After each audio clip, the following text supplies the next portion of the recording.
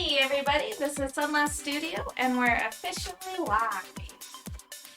So, I'm just going to do a quick recap on the last session.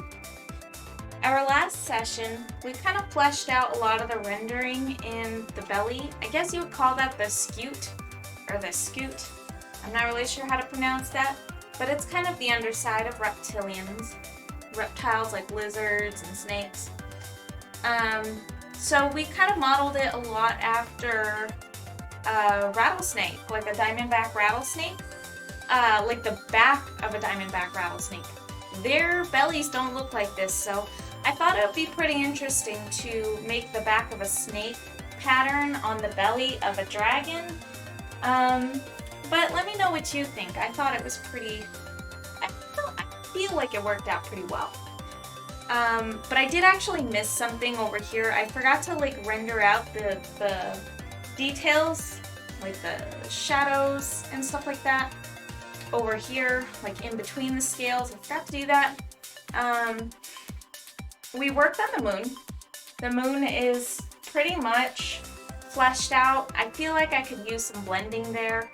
But I do want to add some stars tonight and some clouds. So, and I might want to make this a little bit more silver as to not like blend too much with this gem here. Yeah, so we need to kind of render that out too. We also worked on the gem, we colored it. I just kind of blotted the colors on pretty haphazard. It wasn't anything like incredibly detailed. As you can see, I just kind of, poked it with the brush until we kind of like made a general shape of what it's supposed to be like and the highlights where they're supposed to be at. Let's see, what else did I do?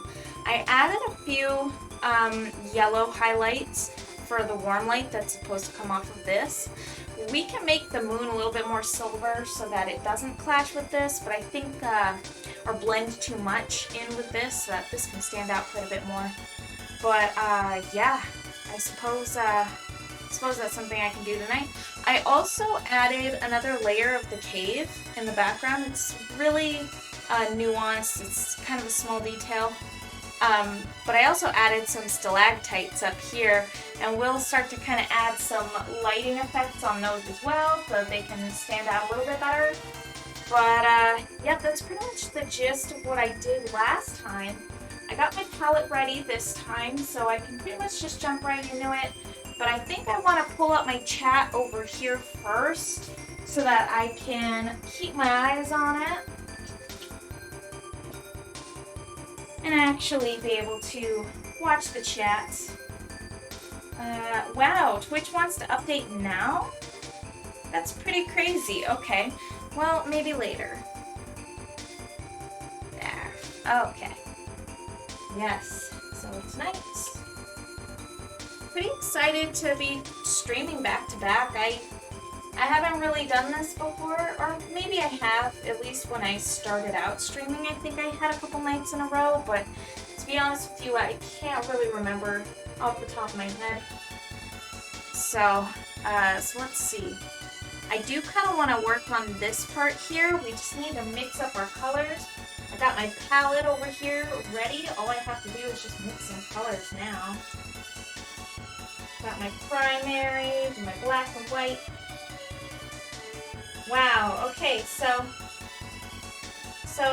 my brother Prospero told me about the Nintendo Direct and how they announced that new Mario movie. And it's just, wow.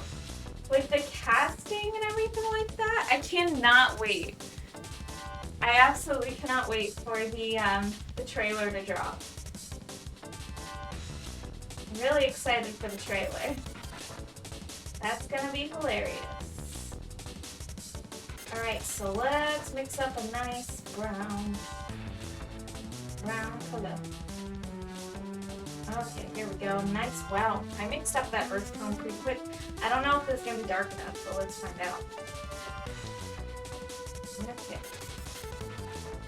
It might be. I can just... Oh, right on. I think it's like exactly the right color. humidifier's working tonight. Wow. Keto Squared, it's my husband. Hello. It's just us tonight, baby. Taking over the chat. It's a pretty quiet night, you know? But at least we're getting started kind of quick tonight. Wow, that actually kind of worked out pretty fast. Guess that's all I really needed to do there. I left it mostly done, like I didn't... Oh. Make sure that the camera's not even working. Oh my gosh. Alright, we have to reconnect it, you guys. Hold on. My hand's not showing because the camera disconnected. Notice anything? Alright, yeah, it looks like it disconnected randomly. Is it not charging? The GoPro. Ooh, it did this before. Now yesterday, the GoPro was really struggling to actually connect at all. It's just on the fritz all the time, man. What? Live stream unsupported. What? No, what? Are you kidding me? Live streaming unsupported? What are they doing? I feel like they're really trying to prevent you from using your old GoPro Hero 7 to live stream. Oh my gosh. Are you kidding me? You can do it, you can do it. Yes, connect. Why did the software glitch out? Please work. For the love of God, please work. I think it's connected now. I'm gonna try this. I'm gonna wiggle my hands in front of the camera. Yes! Alright, it's connected. GoPro is doing some really weird stuff. They don't want you to use their they don't want you to use their old stuff. I think they're really trying to, it's weird too though, because they haven't been able to push out an update or anything. It's not like they could update my software because it's set so that it doesn't update, but I don't know if for some reason maybe like they're doing some stuff on their servers and it's causing some difficulties. I have no idea, to be completely honest with you. It's just theoretical, but it's been acting crazy. Catfish? Are you eating catfish? Wow, that was just nuts. That drove me completely insane. Alright. Yeah, GoPro's been doing some pretty weird stuff lately. I don't need my shop towel, that's too much water. But oh my gosh, craziness. So what I did was I touched up this little spot here. Not that it really matters because it's such a small tiny detail, but alright, so we're gonna kind of like add these here just as a reminder a little bit that like that's where kind of like the shadows are going to be. Okay, and then what else? Oh, on the screen, that's right. Yeah, that's my hand cam. But this, the main camera. I'm keeping my hand cam offline for the most part, but sometimes I'll bring it up. In fact, I could probably do it now since I got everything sorted out. It requires an extra hand. This is my hand cam. I keep it on a nice little tiny tripod so that I can keep a nice grip on it. And then I just stream through that camera. And I'll go ahead and show you how it works. It's pretty fun. Alright. Okay, so I go ahead and I start the server. Sometimes it re-rolls the MAC address. And when it does that, look, it's live. So now it's connected. All I have to do is go through an app and start it up, and then it connects. But yes, I keep it offline. Sometimes. But I think it's all right to kind of work with it now. I mean, I'm not too worried about it. If we're gonna go in and get some of the details, yeah, there's definitely no problem with having it on. It's all good, I promise. So we're just gonna kind of even that out a little bit. So I figure having the hand cam on, just for like capturing a little bit of the smaller brush strokes and things like that that you can't really normally see, is pretty helpful for seeing that kind of thing up close if you end up wanting to. You can also see details up close. So you can see like the textures and everything like that, which you normally wouldn't be able to see with this camera here. It's pretty, but this, of course, it does obstruct. It gets a little bit in the way. That's the only thing about the hand cam. Hand cam is pretty useful for getting up into those details, but we might be working kind of big tonight, like big picture, so I'll probably use it, but I'll use it sparingly as to preserve my battery. But it is a very nice feature to have. I love using the hand cam. But yeah, unfortunately I can't keep it online all the time. There's Brewster. How are you? There he is. Hello. So I have like this old, like disgusting toothbrush that I use for paint because it's abrasive. That's how I make my stars. So maybe we can start kind of making some stars on the canvas, and then we can start like painting around it a little bit. You know what? That actually might need some water. Yeah, it might. Okay, hold on.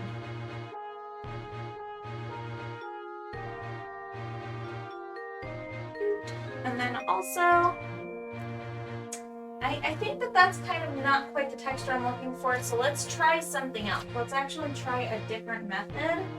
There's a couple of ways that I can go about this. I could take, I wonder if a fan brush would work. So watch this.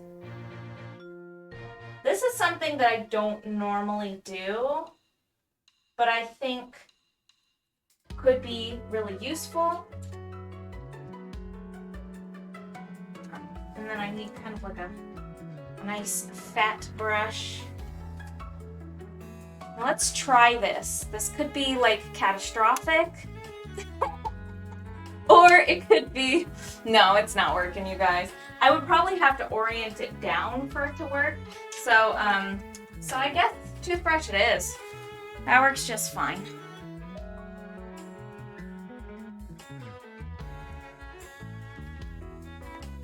We will be kind of like covering up some of the little white splatters. In fact, and just wet this little shop towel a bit. And then if I get it fast enough, I can get it off of the canvas in the spots where I don't really need it. Yeah. Kind of not really too much of a problem. It can be like kind of crazy. Of course, I totally wiped that. We might actually have to go over that spot again.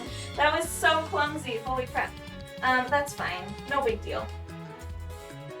I was actually thinking of darkening things up anyways.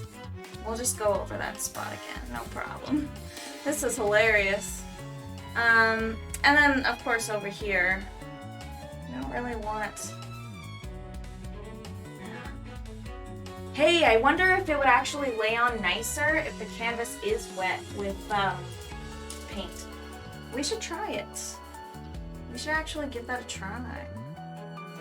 Make it like nice and black first. I was thinking about doing that before, but I had forgotten. I forgot that that was an idea that I had. See, I'm always learning. I'm always trying new stuff. That's the only thing. You win some, you lose some, but that's totally fine. It's not like it ruined anything. It didn't ruin the painting.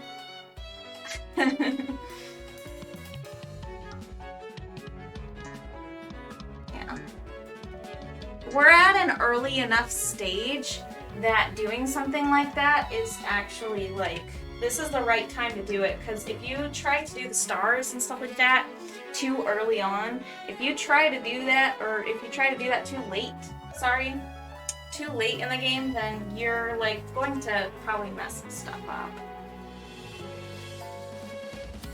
I do know that like before, when I did the stars for Twilight Dragon, for my old painting of the purple dragon,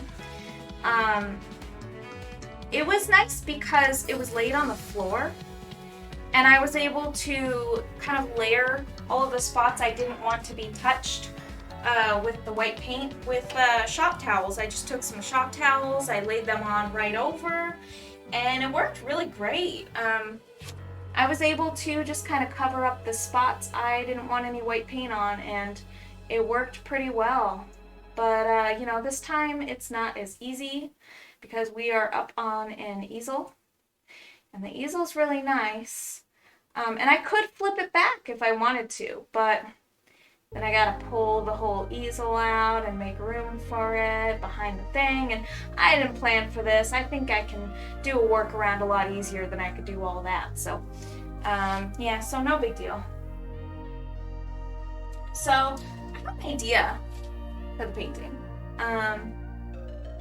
which I had mentioned before, but I would like to talk about again. So I have some like holographic stuff that, oh hey, Keto Squared, thank you so much for the subscription. You've subscribed for 8 months. 8 months streak. Wow. Amazing. Thank you so, so much. That's my wonderful husband. He's super supportive, and I couldn't ask for anybody better. Every artist, art fanatic needs a support like him in their life. It's true.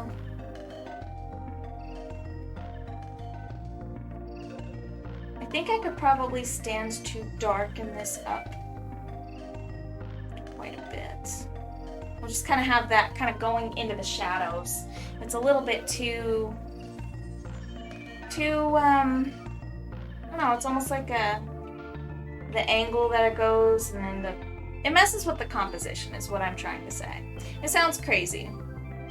I don't really have a better descriptor for that, or better way to describe that.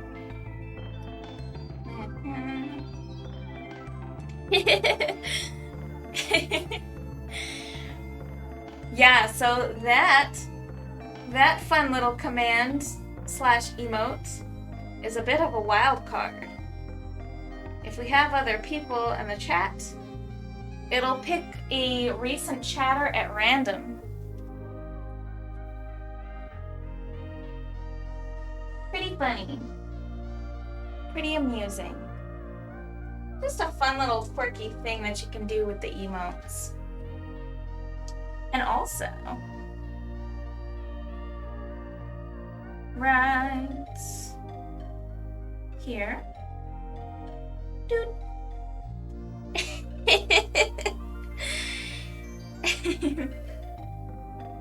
There you go. Nice little wink. A link. Just having fun with the little emotes in the chat. It's pretty funny. Yeah, I'll probably expect it to be pretty chill tonight. Look at my paint hands. We're just starting and I've got all this paint all over my fingers. That's how you know we're having fun. Okay, so the canvas is now wet with the black paint. It's fresh paint on there. So now we're gonna try something. Probably gonna ruin the painting, but it's okay. We'll be fine. It's not a giant deal. I'll cry for 5 minutes. Okay, that's actually going on nicer. Like, believe it or not. It looks like spray, but that's okay. So those are only the really far away, like, smaller stars, and a lot of that is going to be pretty covered up. Also, I have to go over that anyway, so no big deal. Yeah, we're gonna put that right there as well. And there. Okay.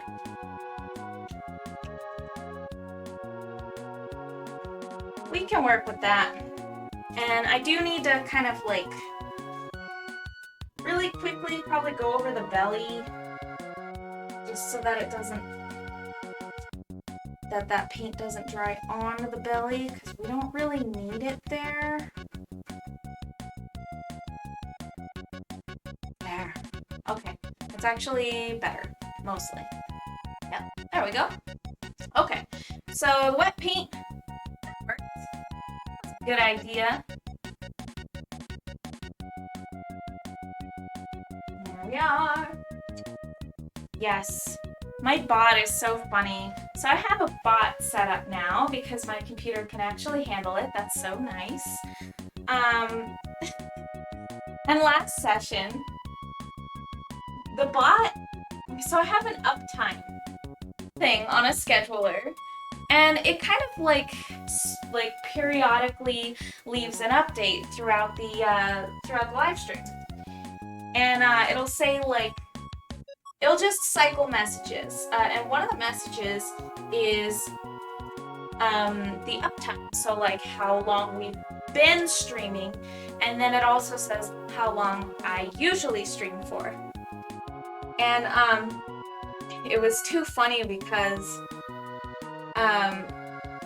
it went in like, I think it was like 33 minutes and 3 seconds.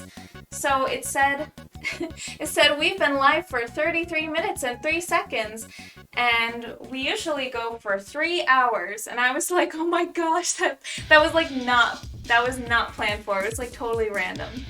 It was hilarious. Okay, so we're just kind of adding in some little dots over here. Some of these are gonna be like, those are like stars, so we're just kind of getting some bigger stars in there as well as smaller stars, and we're going to do kind of like in Twilight Dragon, we're going to add some like diamond shaped stars and stuff like that. Now the trick is with the stars, if you want to make like a perfect cross pattern, like you want to do like a really perfect like grid, like base cross, you have to pay attention to the canvas, and you should be able to see like the pattern on the canvas texture, and you should be able to see like where they intersect. So it's kind of like it looks like almost like a burlap sack texture, but it's a perfect grid. So if you use that as your markers, you'll be pretty much, it's a very good fail-safe because it goes perfectly from one side to the other. And that is if you buy pre-stretched. I mean, you can stretch your own canvases, but you know, that might not always be like the method you want to use then, because like if your canvases were like handmade, they might not like be too perfect. But like a lot of these are definitely like stretched by machine, so they're like extremely precise and perfect, so you have like a perfect grid already on the canvas, and you can use that as your marker. I do prefer pre-stretched. I know a lot of people kind of like knock the pre-stretched, but whatever. You know, some people are like, I stretch my own canvases. It's like, do you stretch them well, or no? Sometimes people stretch them really well, but sometimes I've seen people mock people who buy pre-stretched canvases, and then like they'll show you how they stretch their canvases, and I don't know, they fall apart and stuff. So Just depends on what you do. What you like, I suppose. But you can't really knock one or the other. If you're gonna pre-stretch, that's cool. If you're gonna stretch your own canvas, get good. Get good, at least if you're gonna brag about it. Get good about it.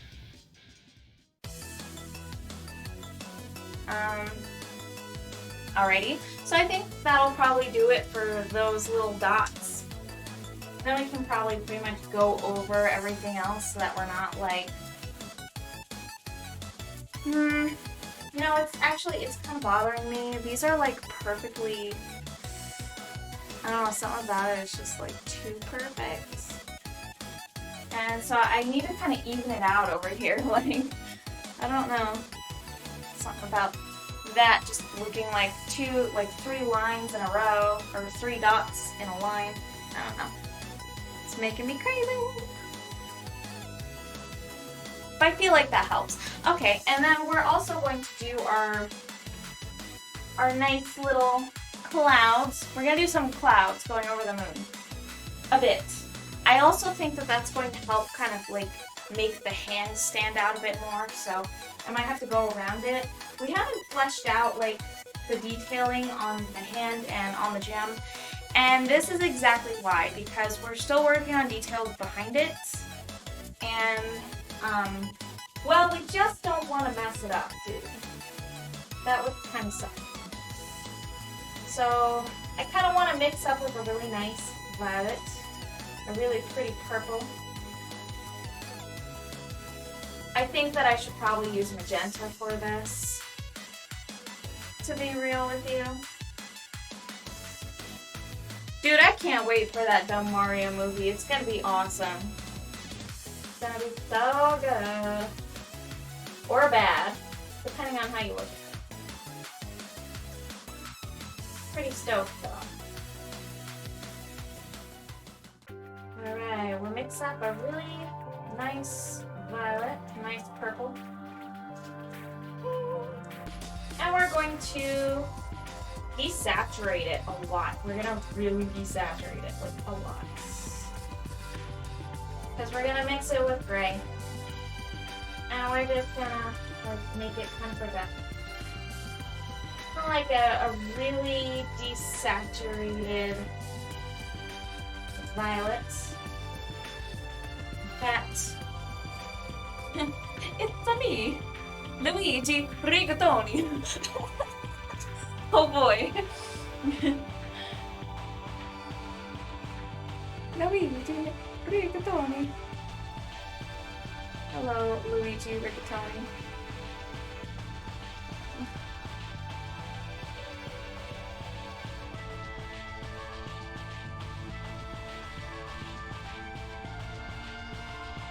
Okay, so we're gonna do like clouds that kind of come in.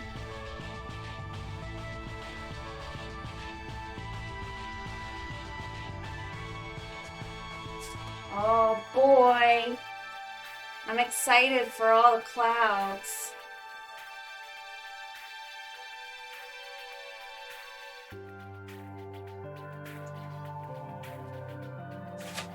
Yeah, here we go.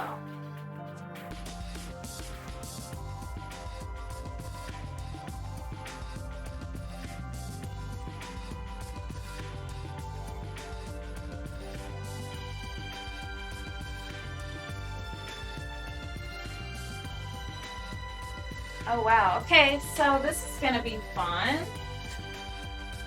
Oh wow, it's kind of adding some dimension to this that's like...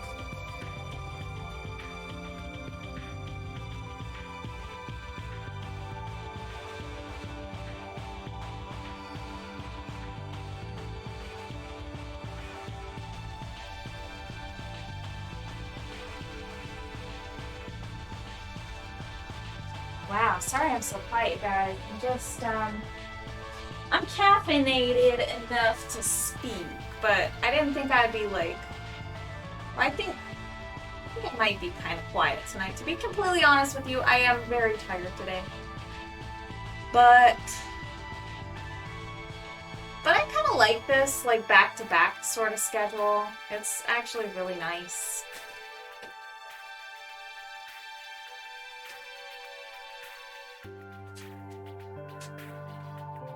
So what are we thinking? Clouds are adding some good depth, as if I know what I'm talking about. But you do know what you're talking about, and I really appreciate you and your input. So I think that the reason that you're seeing that is because the clouds, we know that the clouds are really big because clouds are gigantic, right? But it really shows you how huge the moon really is in this picture, because the clouds, they look so small up against the moon, right? I think it really is kind of adding some kind of depth that you would normally get if it were just a perfectly clear night, because you almost have something else there to kind of like size up with the moon. So I do think that it's actually really helping, and it's also, I think, helping the foreground stand out a little bit. Yeah, then you get 5 days to do other stuff. Exactly. Like open my shop. Who's excited? I'm excited. I'm super excited, actually, to open my shop. Because it's been like, what, half a year? Because I wanted to rebrand, right? And then I took all of this time to focus, to focus on projects like streaming, which has been really nice and it's been pretty rewarding. I have a lot of new things for my streams. I have all of these cool new like features and things like that, and I've been really putting a lot into it, but I really need to get back into my shop because, for one, that's where my heart's at. I've really been thinking a lot about my handmade stuff, and also that's where I'm going to honestly make the most money, like fund my passion. I mean, Twitch is great and it does do that to some extent, but I'm an extremely small streamer, and to not be able to sell my art, it's honestly putting me back so far, and I'm honestly not really able to make any kind of income this way. It's nice. I mean, I will say that I do think that it's awesome having supporters, and I get to put my supporters in my time lapses as credit. Like, I can credit people for their support in the time lapses. So anybody now that subscribes is guaranteed to make it in a time lapse, which I think is really great. And there are a lot of features that I will be adding as well for subscribers who can go into my Discord, and then I'm setting it up so that subscribers can have access to free asset downloads that I make, which would be great for things like digital art, but I also think that it's just incredibly important to be able to sell my handmade creations and my art, because honestly, that's like that's the best way to support me. That is the best way to support my art, is to buy my art. You know what I mean? Like to actually to be able to wear it or carry it with you or display it. It's just so much better, I think, in that regard. Twitch does have its perks, though. It does have its good things about it. It's just really good to be able to do that, and I need to get back into it. It's just been way too long. It's been way too long. Okay. I think that makes sense, though, right? I sort of don't like this cloud here, in particular. I might actually paint over it. We can do that right now. This one cloud right here bothers me. That tiny little cloud. I put that there because I thought it looks kind of weird with just the two there, but then when I put that there, it looked like it's too much of a line of clouds. It doesn't look quite right. Yeah, me neither, exactly. So let's go ahead and color match this here. What we need is white, yellow, a little bit of this brown that I whipped up like 2 seconds ago, okay? And a lot more white. We need a lot more white. More yellow. Well, let's check. This is actually a little bit too saturated. We need it to be more pale, and less saturated.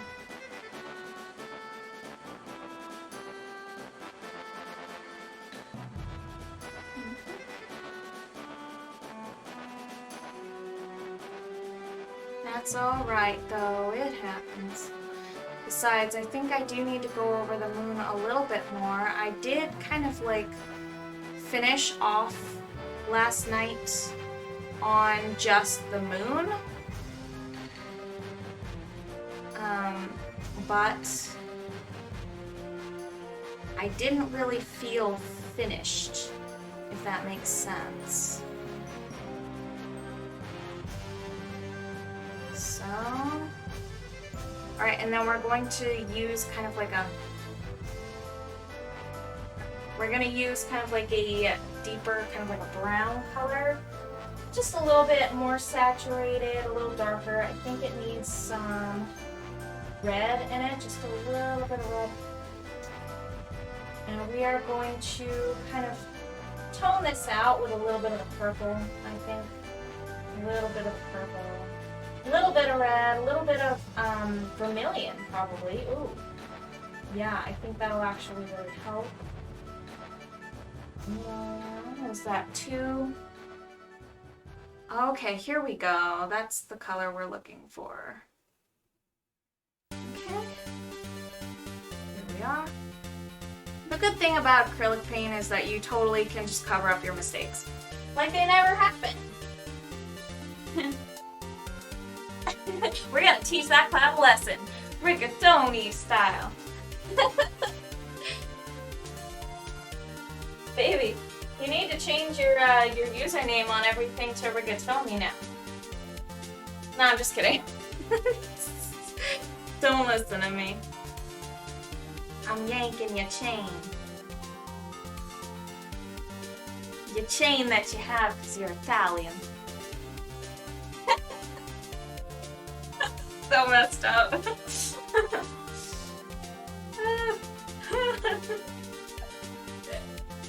I came up with that one on the fly. I'm sorry. I have to apologize for that one. It was bad.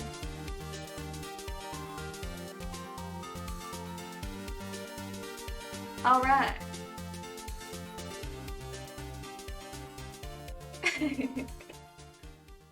Okay, so we're pretty much like we're pretty much good, right? Like we're covering this thing up. Okay. I think that I do need to kind of use like some lighter colors, then we just have to go over it like this.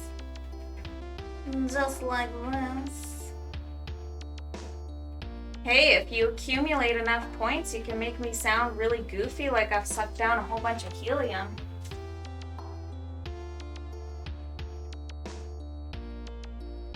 I think that worked out pretty well.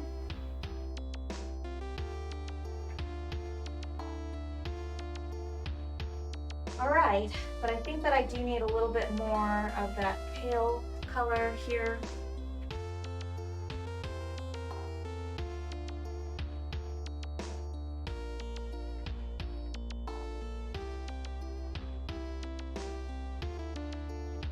And there we are.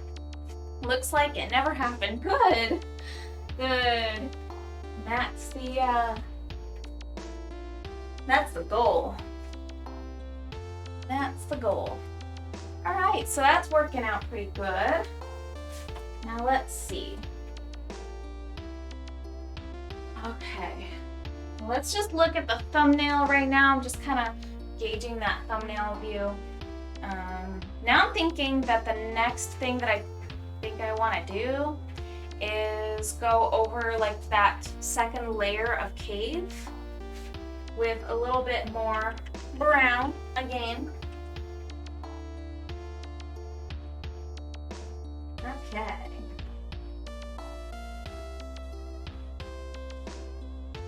Let's see here. I think I'm gonna use my cat tongue brush. Yeah, let's do that.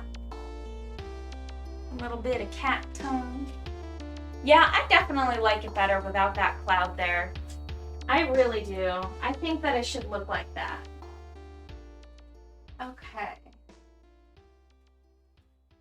Yeah, let's get some nice like deep like dark brown mixed up.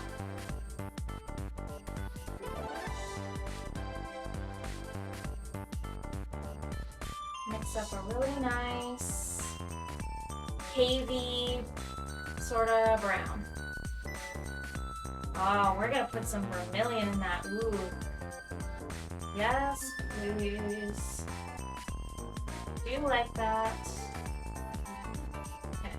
It looks really like dark red. It might be too dark. In fact, my brush is actually pretty gunky up, so I might need to like clean it really good before I start using it, because it is kind of crazy right now.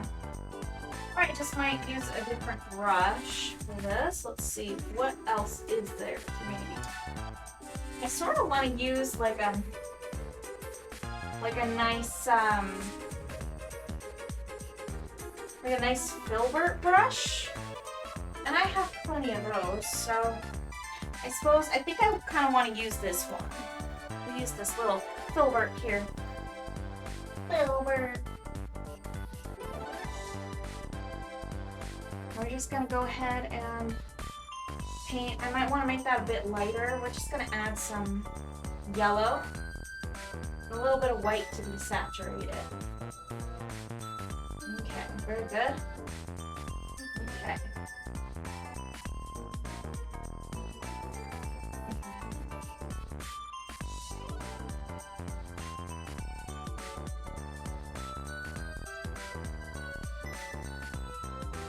And then we have to kind of go along with the fibers. Once again, the fibers of the canvas will tell us everything.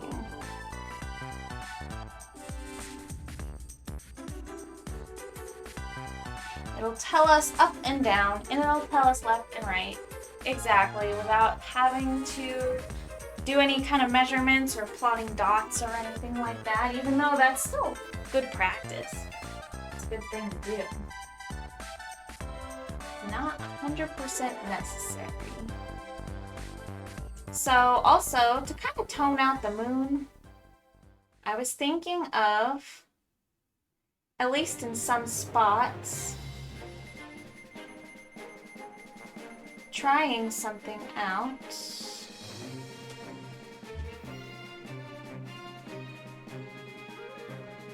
I think I might want to do that in places like up around here.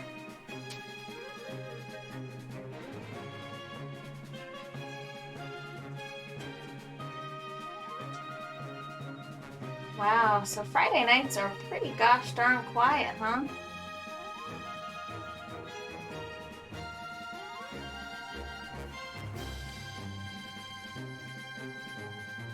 Super crazy quiet. Nobody's expecting me right now. I think that's pretty much what's going on right now.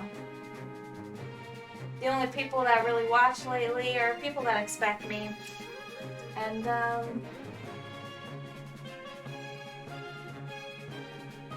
occasionally I get new viewers, but lately I don't think people either really click on or maybe Twitch doesn't make me too searchable, so.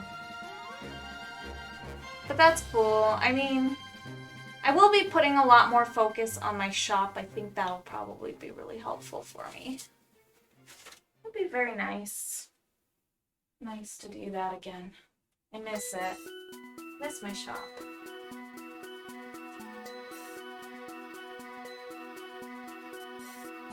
And just the streaming painting, it's just nice to be able to get some stuff done with my painting, like to be able to do this again and to not be worried about things like just being too scared to start on a project. The analysis paralysis. That's always such a difficult thing.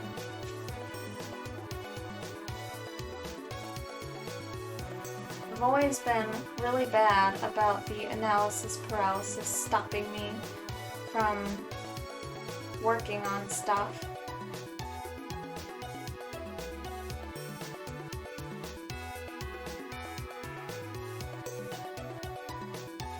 But because I stream the art, the really cool thing about it is I just work on it anyways.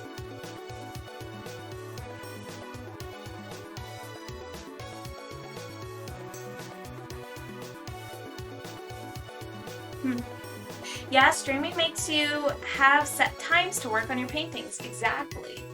It's totally just having the schedule and setting aside time. That's really what I need just to get this stuff done. So, one of my amazing, kind supporters and online art people, shout out to Hannah Creates, she let me know about a really cool Pokemon card design illustration contest that they are holding, I think, between October and January. You can enter 3 pieces, up to 3 pieces, which is so cool. They have to meet specific criteria, so they have a list of Pokemon that you can view. And essentially the type of criteria that you have to hit, like what you have to do, like the scenes, they want them to be Pokemon in their natural habitats, kind of going about their lives. And a single Pokemon without any other Pokemon in there, so that it doesn't confuse people, like what they're entering, like in the contest. So that's really exciting, and I think it's the first time that they are actually allowing contestants from the United States and North America, I believe. I'm not sure if Canada is included, but I at least know that the United States is included in that, which is so cool. Yeah, so she had let me know about that, and honestly, I had no idea, but it's such a neat thing. I mean, it's kind of been my dream to be able to illustrate something like that for a Pokemon card. I remember pretending to make my own Pokemon cards when I was a wee small child. And I don't know, I also feel like my daughter would really get a lot out of that. I think she would go kind of crazy if she saw Mama's illustrations on a Pokemon card. I think that would be a really cool thing to enter in. Hey, it's Gammy Loves Rappin'. Hello. Welcome and hi. How are you doing this evening? I was just talking about the Pokemon Company is now actually doing this thing where they're allowing contestants, they're allowing people to submit 3 artworks, up to 3 artworks, to be entered in a contest, and the winners, they'll pick several winners, so not just one, will actually have their illustrations printed on real official Pokemon cards. Wouldn't that be so cool? Yes. husband is here. It's awesome. I'm so happy about that. You guys are awesome. Thank you so much for being here, being super supportive of my art. I really enjoy sharing like the process and everything, and to be able to like paint in front of other people. It's taken me so long to get over that fear, but it's so worth it. There's my Brewster. How are you? It's taken me so much like to get over the fear of painting and stuff in front of other people. So we're just working on the cave background now. Keto Square watched me fumble my way through the background. I kind of just like put white paint everywhere, and it was a big old mess, and it was fun because we were making little stars, and I got white paint all over me, and then I made some nice little clouds. So that's what we're working on now. We're just kind of working on the background still. And I'm also thinking that I kind of want to dole out the moon a little bit so it's not too... Yeah, there it is, Nightfire! Yay! Illuminating Luna! Hello! Hello, hello! I hope you guys are having an amazing night. It is a Friday night, which is unusual for my streaming, but that's the schedule I've kind of gravitated toward. That's what we're doing. Hopefully it works out pretty well. I think that it'll at least be a fun type of schedule. I feel like a lot of people stream on Friday nights though, so it'll probably be one of my slower nights, at least for a while. I think that would probably end up being the case. Oh my goodness! Oh my gosh! Here we go. I just looked at the chat, and I'm seeing Illuminating Luna. Thank you so much for the sub. You're so supportive, and I adore you. Thank you so much. And I sound like a chipmunk, don't I? Oh no! From love and the chipmunks.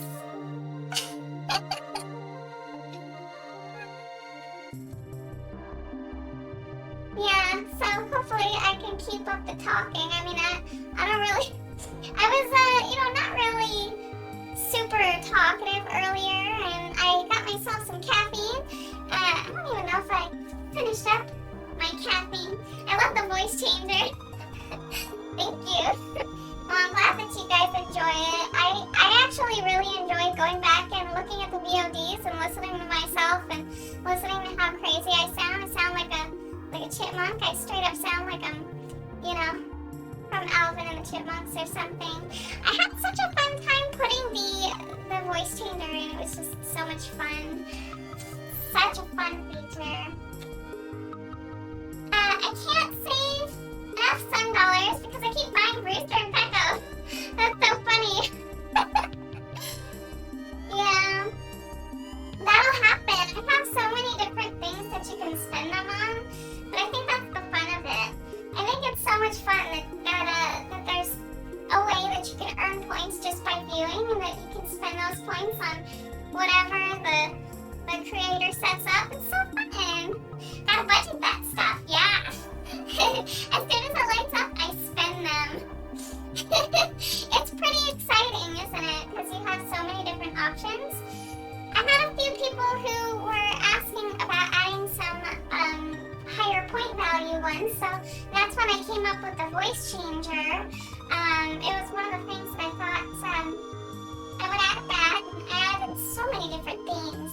I even added updates to the chill theme. Nobody's used the chill theme yet since I've updated it, but it does look quite a bit nicer than it used to. It used to look like pretty plain, and like there were just some like little hexagons or something that kind of moved along the edges. But that has since changed a bit. I've added some there. I've added sparklies, and it's a lot colder looking. I look like my little Simba looks like a little snow 86 points. There's that chill theme looks a little bit different. So it's sort of like the I enjoy it. Thank you. That's awesome that you did that and are able to display it now because nobody's used it yet since I made the updates, but I haven't really announced that I changed anything about it. I changed that, and I also sort of changed the aqua theme, not as much, I just changed the color on it, so nothing too crazy. Didn't go like completely nuts with the changing everything up, but I just kind of added some like, you know, a little bit of aesthetically pleasing elements to these things, just to make them look a little bit nicer, even though they already exist. And yeah, I just thought little sparkles would be fun since I did that with the spatial, or with the space theme. So fun. The celestial theme is the one that I'm thinking of. Yeah. I just had a blast making the themes. I couldn't stop myself, seriously, I just kept going. The point thing is just such a fun feature. I just love Twitch for it. A lot of people think that Twitch is going to be a dying platform because YouTube is trying to take over the streaming thing. And, well, a lot of creators have left Twitch. That's true. But I still think that Twitch has the upper hand on a lot of different things like this. Too good to pass. Boy, girl? Wait. Wait, what? Am I back to normal yet? That voice changer? Probably. I'm probably all back to normal. I don't know. No, I can't hear it because I can't tell. I really can't. I have to pay attention to the time, and that's about all I have going for me. Not yet. Oh, that's so funny. Yeah, it lasts a good 5 minutes, which ain't too bad. That's kind of a bit of a long time. I have new Twitch points for the surrounding Halloween days, like the days that I'll stream, kind of the weeks surrounding Halloween, which is gonna be so fun. It's gonna be like it's probably gonna be like way fun. I don't know if anyone's really going to know too much about it. I might have to talk about it or kind of like, you know, give the info and stuff like that a little bit more on like my social medias and stuff like that to kind of remind people that you can do that. But I did put up a couple of like previews on what I was working on. It doesn't like my emojis. Oh, now I'm back to normal. It doesn't like your emojis. What emojis? Wait, it's because you're on iOS, isn't it? I remember somebody else was in the chat before trying to like, I don't remember what kind of emojis they were trying to use, but like I think they were just trying to use like police or something. And it like ended up being like really weird. It was like, it was doing what yours is doing. So I think it might just be like an iOS thing. I could be wrong, but that's what it seems like. It's so interesting.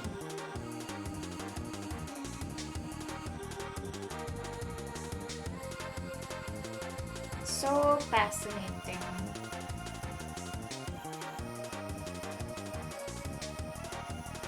So I'm really gonna have to go over those with a different brush because that is too bright. I really have to use these regular Bob Ross. Oh, the black Bob Ross in the flash. He's regular Bob Ross, yeah. Mom can't see. That's so funny. Well, I mean, to her, to her point though, I mean, like, it is a really tiny icon and the skin tone does look kind of off. Like, it looks like not as pale as he looks. I don't know. It's probably because it's an old emoji and like they had to use like they had to use like really select colors for the old emojis. I'm not really sure. I think it had to be indexed, but I could be wrong. And also, I did have somebody here in the chat before who his Twitch name was the Black Bob Ross. And he was so funny. He was such a hoot. He talked in third person exclusively. Yeah, he's pretty fun. I haven't I've tuned into a couple of his streams before, and he just kind of like jams out while he paints. I don't think he really like, maybe he looks at the chat, but I couldn't really tell. But yeah, I just kind of hung out and watched his stream for like 5 seconds. Or I just kind of hung out and lurked really, but yeah, I don't think he really streams very often. But that is a person that is on Twitch as well, and they do art occasionally, traditional. I only ever saw traditional art, and I think he was playing some game at some point, but I didn't see that, so I don't know what it was. Could have been. No, I'm not making stuff up for her. No, it's true. It's true. The Black Bob Ross is a real person on Twitch. The is not spelled the, it's like THA. The Black Bob Ross. Yeah, he's cool. He's legit. He might have been on when she was on, so I don't know if maybe she was referring to him, so I just had to put that out there because that is a person on Twitch. Pretty cool.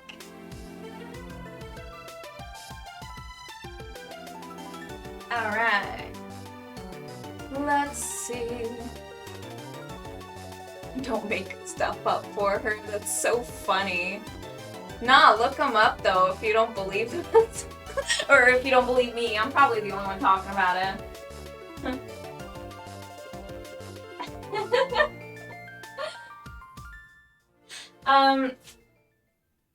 No, it's a different person, but there is a Bob Ross channel on Twitch actually, Q. There is Gammy Loves Robin. There is a channel for reruns, of course, because obviously we know Bob Ross is not around, not with us anymore. There's a channel that reruns all of his programs, and I'm subscribed to it. But you could find it right away if you just search Bob Ross. And they have the rights to re-air his programs. It's really cool. And they do weekend marathons. So basically, it's a stretch from Friday, so like today, all the way through the weekend. I think until like late Sunday or maybe Monday that they stop the live stream. But it's just reruns for the entire weekend.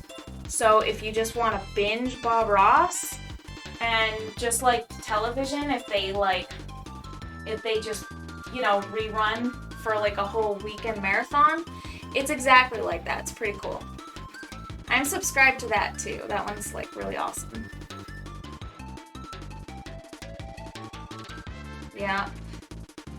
There are some pretty nice people in the chat, but I've also encountered really mean people in the chat because it's a really huge channel and some people are just really rotten. It's true. Weird, psychedelic. It's cool. A Bob Ross-a-thon, yeah. It's pretty awesome. I mean, the fact that you can just like binge watch Bob Ross on Twitch, it's pretty neat. I will say, it's pretty neat. Alright, so I need to get in here and I need to kind of start like darkening up some of these. Let's see if I'm doing it right. I don't know if I am. I thought it said Bob Ross mushroom. What? What?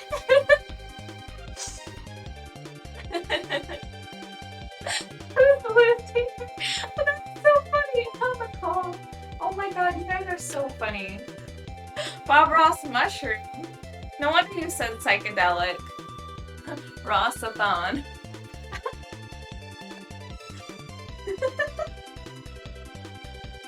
Where's your glasses? I'm wearing mine tonight, believe it or not. It's kind of an unusual thing, I know. I literally, at the start of my painting, when I start my paintings, I don't wear my glasses because it clouds my vision in the sense that I pay too close attention to details when you should be paying attention to large shapes and composition. So I take the glasses off intentionally, and I very just loosely like I sketch. Well, I do the sketching, I think, with the glasses on, and then I go in with the grayscale and I block. And when I do the grayscale layer, I don't use my glasses because there's no detail in that, and there shouldn't be any detail in that. And I tend to start going into details if I wear my glasses. Which, it's not something you should do on an underpainting because, as I have learned, my lesson, at least when I did Guardian of the Sword, I got too hung up on details too early on, and it's no good. It's no good. Well, he does have a fro with the red headband. Oh, the emoji threw me off to look like Bob Ross with a mushroom hairdo. Like an afro. Yeah. I mean the emoji you use for the mushroom pose. Oh! The Bob Rossathon. I think that character that's not Bob Ross. That looks like Ryu from Street Fighter, but I could be wrong. Correct me if I'm wrong, but that looks like Ryu from Street Fighter. So a different character. I'll pull him up for you. Hold on. We'll see if that's what that is. Let's see. Ryu Street Fighter. Images. Alright. This character. Oh, come on. Stop with the updates. This character. He's got a red headband and he's got kind of like black spiky hair. Yeah, I think that's the character that we're looking at right now. I'm pretty sure that's him. Pretty cool. Yeah. So it's nice that they have like Bob Ross to like kind of have an emoji for the people who actually do the Twitch art. Because I feel like Twitch art is like it's really a niche thing. Like there's not as many people here to watch art as there are people to watch video games, but that also means that there's a lot of competition for like video games. So like a lot of people are streaming video games. Most people who are streaming video games. So that's true also. I'm not really liking these way that these stalactites are looking. I sort of kind of want to like even these out. I think the part of the problem is that my brush is too fat. So maybe I should just be working on kind of like larger details. Yeah, that's what I think I'm gonna do. I think I'm gonna start like working on larger details, and I'm going to kind of go in and like break up some of these highlights a little bit so we can get a more like textured look in the cave on the tablet. Oh my goodness, I got this video tonight of the baby daughter, and she was being so silly because she's such a little comedian, and her favorite joke to tell is onion. So she says onion. Hey, NC Dragon. Hey, thank you for summoning me. How are you today? Well, hello. Thank you so much for being here. I appreciate you. I'm doing pretty well. Thank you so much. How are you? Hope you're well. I am, right now I'm just kind of working on a cave background, which is really cool. It's a lot of fun trying to paint like this rugged rock texture. It's not something that I'm entirely used to, you know. I'm always trying to learn and do new things. So, and then tonight we worked on some like stars and some clouds to kind of overlay on the moon. It's fun. So I take it you're a dragon fan. You've been summoned. Yes, fine, thank you. Well, that's good. Hopefully you're enjoying your weekend, or the start of the weekend, I suppose, right? The very, very beginning. The very beginning to a weekend. Yeah, so tonight we're just kind of chilling and painting little background stuff. Yep, so let's see. What have we been talking about? I totally forgot. Oh yeah, hey. So the hey command does a little jingle if you need me to check out the chat, if I'm not as diligent as I should be. Chilling around and saw that beautiful art. I had to stop to talk a bit. Well, thank you. That means a lot to me. Thanks so much for stopping in, and thank you so much for the kind words. That's really cool. So we're in like the 6th session, so these things, they take a while. It's true, they take a while. But this painting is, I think it's progressing pretty nicely considering it's on a 12 by 12 canvas, so it's kind of small, which would mean that it's not going to take me as long as my other super long projects. But that's a good thing. I kind of needed a break. I was using gigantic canvases before, and then this one is just going to be smaller, so less coverage, which is great. But I appreciate you very, very much. I'm trying new stuff tonight. I've never painted the moon, and I've never painted gems or crystals, so we will be really like trying to focus on doing that. I have a lot to flesh out still. I'm mostly just blotting colors, but once I start getting into detail, that's gonna be so fun. That's my favorite part. So, but we're not there yet, but we will be. We will be. I appreciate that you stopped by. I really do. So I take it you enjoy dragons, considering your username. So, what types of dragons are your favorite? I imagine you're probably pretty familiar with the types of dragons. Like you've got the wyverns, and you've got the worms and the lindworms, and the you've got the European dragons and things like that. What's your favorite type of dragon? I do. Yay, dragons! Well, anybody that's a fan of dragons is someone that I could get along with. I love dragons. I like to collect them, and you know how it be. Being a dragon fanatic. It's fun, because there's a lot of stuff to collect. And there's a lot of stuff to look at and enjoy. Wyvern, good choice. I have a question for you. Do you like Monster Hunter? It's pretty out there question, but I just I have to find out. I have to gauge, because I had recently joined Reddit, and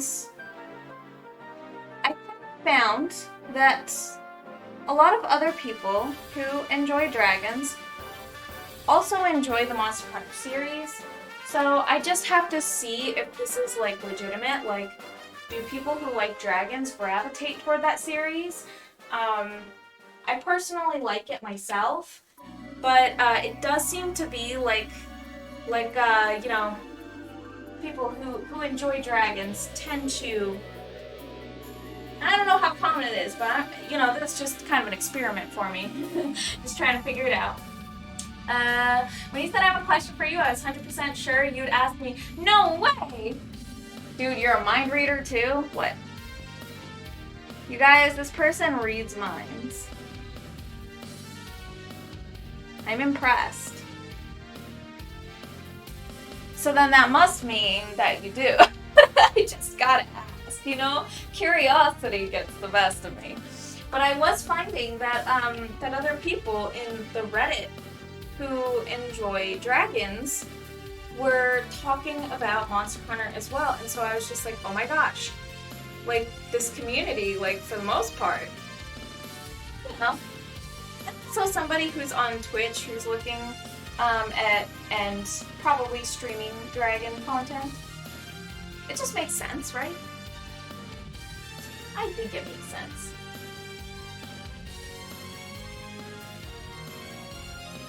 Well, I am rambling on, but I just had to ask that question just to kind of gauge, like, cause I don't know. I don't know, but I just feel like it's kind of normal now. Monster Hunter World is such a great experience for me, but I do like the hunt of all kinds of big creatures. Nice! Right on. So I never really played World, but I do like Rise. I feel like I was going to ask another question, but I already forgot. Gotta love having the ADHD brain. I'm a little bit kind of all over the place. I just jump from subject to subject. And that's just usually how I do. What else was I going to ask? I know that Dungeons and Dragons is also a really common thing for people who love and enjoy dragons. So, I personally don't play D&D, but I just gotta ask you, are you also a D&D fan?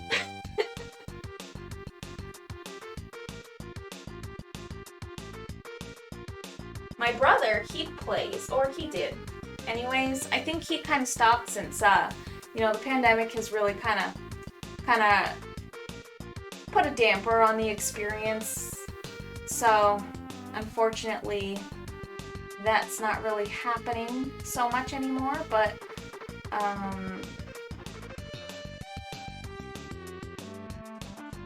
but I do think that's also pretty common for dragon enjoyers as well. I'm a dungeon master! Nice! Wow, okay, spot on. Alright, right on. We're on a roll here. I got one more question for you. What kind of stuff do you stream? Do you stream or are you like a viewer? Like a person who goes on Twitch to view? Pretty cool.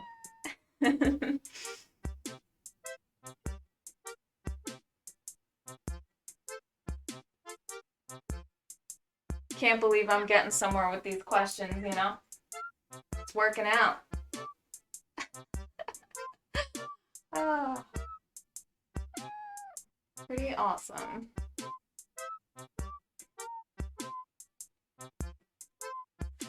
Really cool.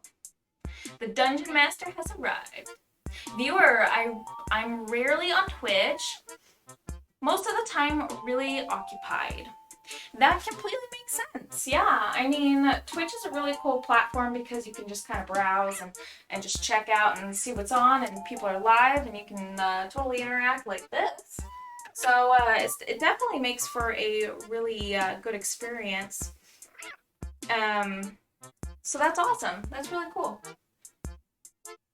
That's really cool. Yeah, and I don't blame you. I mean, you know, everybody gets busy. Life's busy. It happens. We don't always have time to enjoy the things that we want to do. But yes, that's really cool. But I felt like I want to chill a bit and dropped here. Really nice. Well, thank you so much for clicking on the stream. That means a lot to me.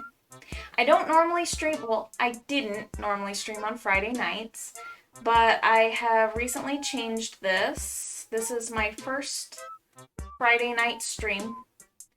So that's pretty exciting. I feel like I just kind of needed to switch up my schedule. I only stream like twice a week So I'll be doing that back to back now, but it's gonna be pretty fun.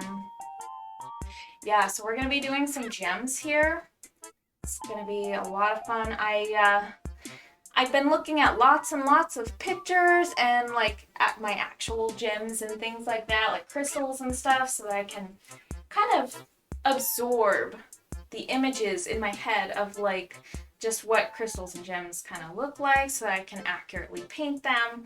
And it's gonna take me a sec because this is a very new experience for me, but I'm pretty confident about it right now. It's gonna be a lot of fun. Have lots of colors just kind of blotted all over the place right now. None of it's really fleshed out, but really cool. So anyways, that's awesome. I really appreciate you. So how do you pronounce your username? Is that NC Dragon? NC Dragon? Very cool. Yeah, Keto Squared. Hope you're doing good.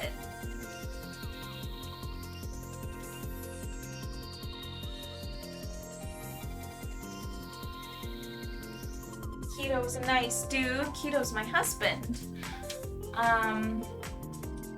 C is for my country. New Caledonia. As my name is always taken. Oh. Okay. Is there a particular reason that the N on dragon, like the acronym dragon, is capitalized? Dragon. I guess it's to kind of like basically say dragon, like it means dragon, so that people don't go like Durden. Like, okay, that's probably the reasoning. Now I'm just guessing, but that's what it seems like. Only for style. Oh, okay. That makes sense. I felt like it kind of helped me, like understand that it meant dragon, like dragon. Very cool. New Caledonia. Yeah, that's awesome. Yeah, like Durgan seems less cool to me. I totally agree, actually. Like, now that you spell it out and you show me, like, you're right. It kind of looks like not as cool. I do like the capital N at the end. I think that does kind of add some flair, and it also kind of helps you understand that it means dragon. I don't know why, but it does. I guess it's the enunciation of the word. Yeah. Super awesome. Yeah, that's really cool. Really cool stuff. Let's see how... I think I kind of want to like darken this up like a lot. I think it needs to be really darkened up over here, so that I can kind of frame it, and I want the light to kind of like cascade off of the edges of these gems and things like that. Like I think I have this image in my mind, and it requires this part is darker. So we're gonna start mixing up with really, really dark browns, and we're gonna start kind of like blotting it on there. We're gonna be kind of paying more attention to composition than detail. So here we go. Here goes nothing. We're kind of like experimenty with the paint and the art around here. We just kind of don't mind making mistakes here. Now I'm working with acrylic paint. So the really cool thing, the beauty about acrylic paint is that if you do like make terrible mistakes, it's okay. You just paint right over it. Keto Squared watched me paint a cloud there, and then we both decided that we don't want that cloud there, so we cover it right up. It's very nice. I love acrylics. They're so forgiving. Hold on. OMG.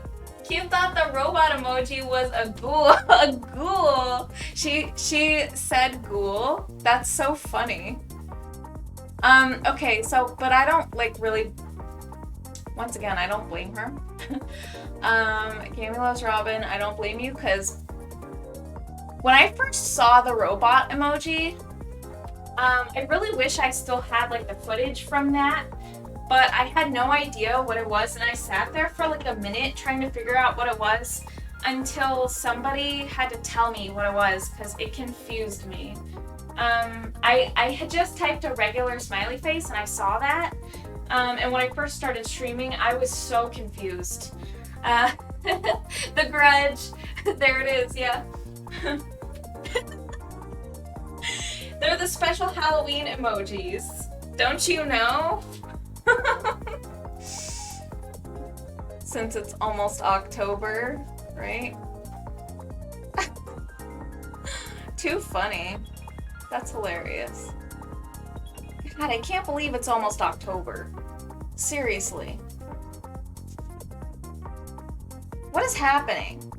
Where's the time going? I just need to know. Oh. Yeah, it's a robot. It is. Time flies. Yes, it does. Like, where's the time going? Yeah, table flipping. Exactly. What is going on? Keto Squared's not a fan of Halloween. He doesn't like it. But you know what? I'll be making some Halloween aesthetic like things. Like I made a Halloween theme for Twitch that I haven't released yet, and I won't release until it's closer to Halloween. But it'll be creepy, and it's going to change the music too to something really creepy that I spliced together from some really creepy soundtracks. It's gonna be awesome. I'm kind of excited for it, you know? Yeah, it's gonna be fun. It's gonna be super fun. This painting is really Halloween-y. Yes, it's a very fall-esque painting. I chose this subject here, well, partially because I had a poll. I had a poll for what the subject should be, and I don't know if you remember that. I'm sure you do because you voted in it.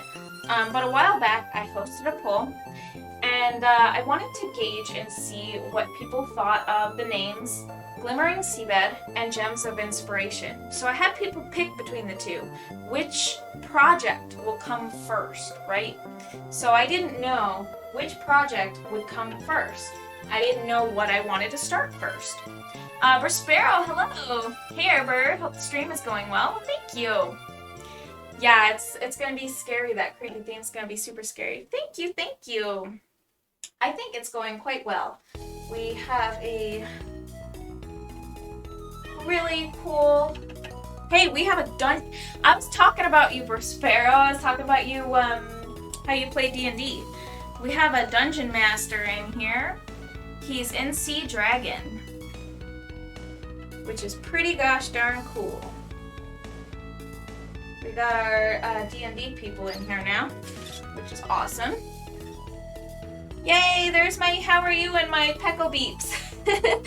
Yeah, so as an introduction also, since I have not yet explained, Pecco and the Pecco Beeps reward. Pecco is my lovebird, and the How Are You bird is Brewster. He's my Indian ringneck. So I made these nice little pixel art versions of them, and then I use real life audio from them to put into the rewards for my streams. It's very fun. They're featured because they're my boys. They're my crazy birds. And you'll sometimes see pictures of them up in the hand cam corner when I'm not using the hand cam. Very fun. I really enjoy them. They're just, they're pretty cool. They're pretty cool little features for the stream. Seems like people like to use the birds. It was my first Twitch reward that I ever made. The Pecco and Brewster. Pecco, by the way, I named after Kura Pecco from the Monster Hunter games, which we just talked about. So that's a fun fact right there. Pretty fun. And our pet catfish. Oh yes, of course, that gigantic catfish that you see there. He's just joking. That's not our pet catfish. We don't have a pet catfish, but we did see that when we visited the Odyssey Aquarium. Where's that at again, Keto? I forget where the Odyssey is.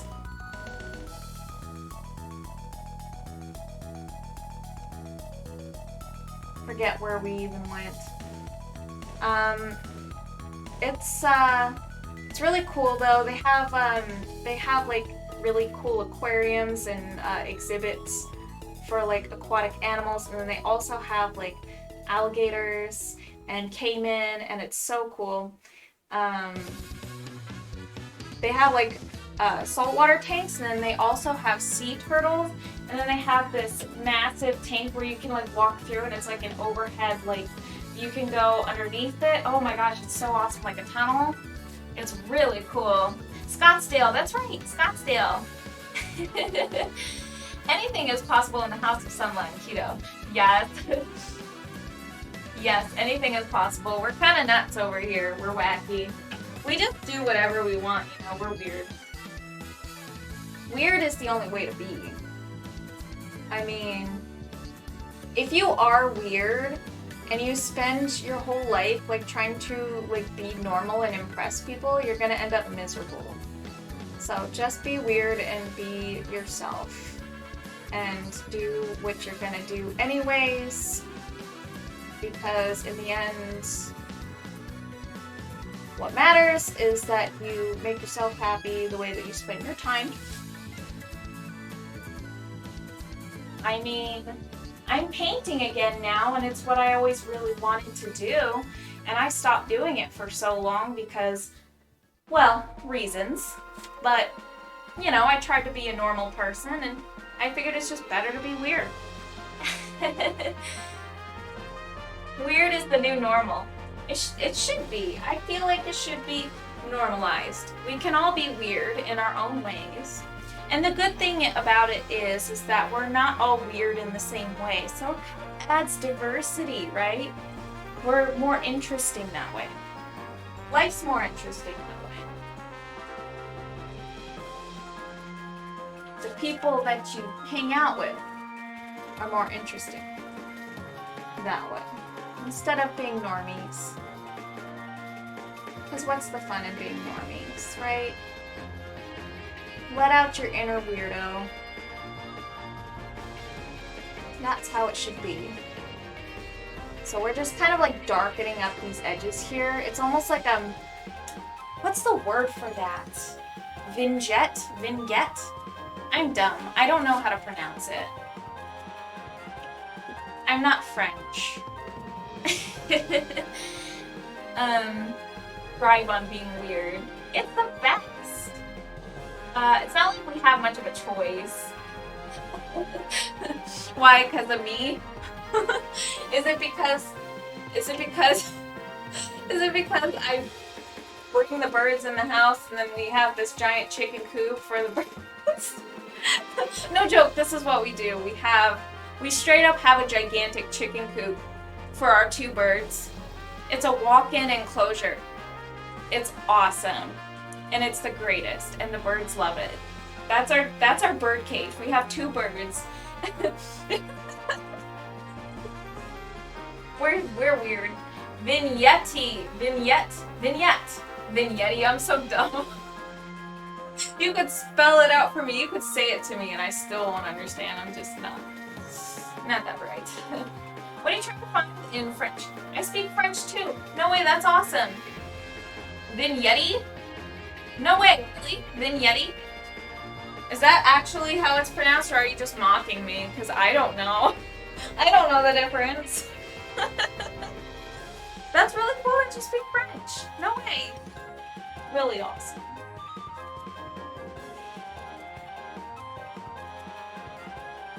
How many languages do you speak? That's really cool. I've only been practicing Chinese. And English, of course. I know English because, you know, native speaker. That's pretty much it, though. I don't know a lot of Chinese. I know how to say certain things. Very specific things.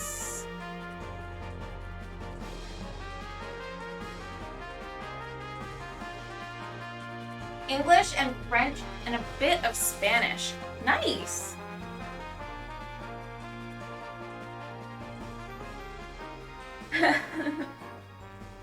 Vignette, I think. Keto, you're funny.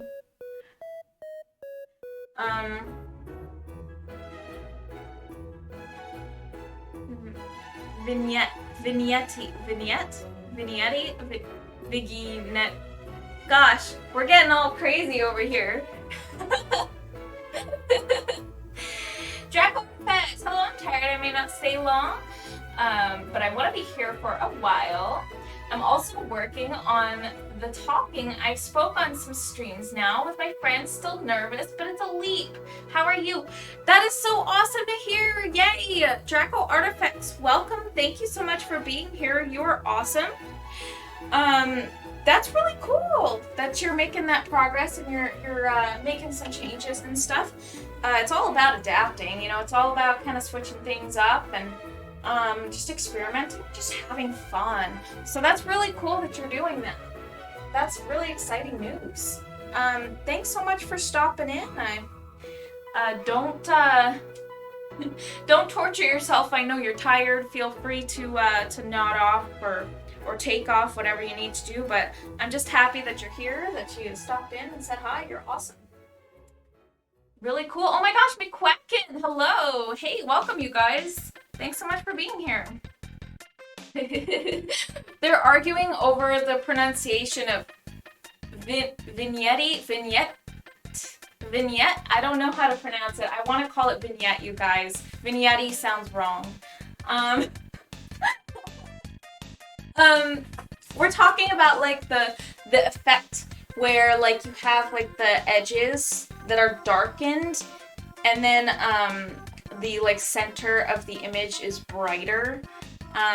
So like kind of like a soft feathered like blacked out edge. I think it's a French word. I could be wrong, but I think that it's a French word.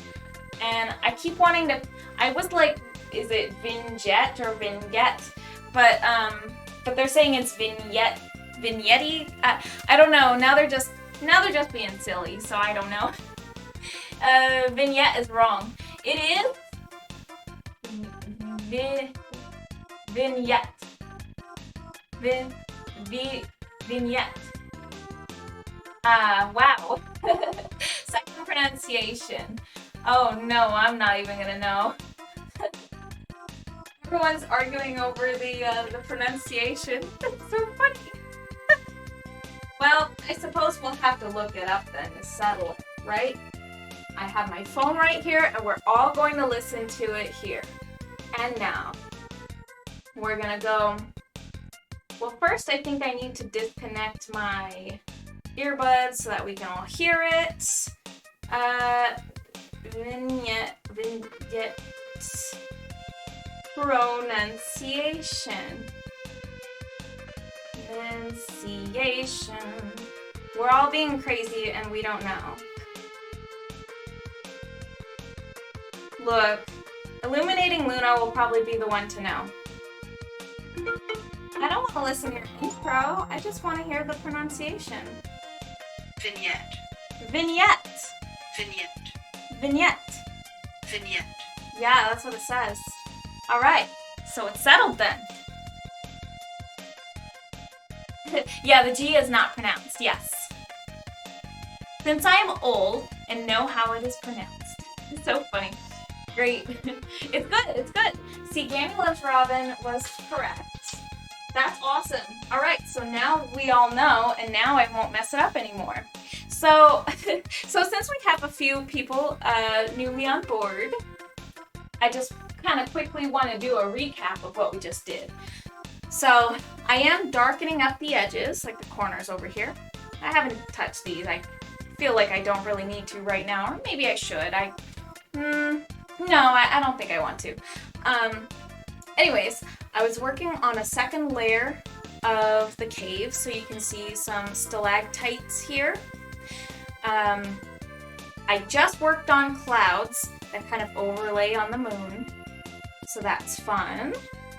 I also worked on, the first thing that I did was I made a gigantic mess with white paint, trying to make like the stars. So I covered myself in paint, and I covered my arm in paint, I covered the canvas in paint, and I kind of have to go over everything anyways, so I figured I'd just do it now.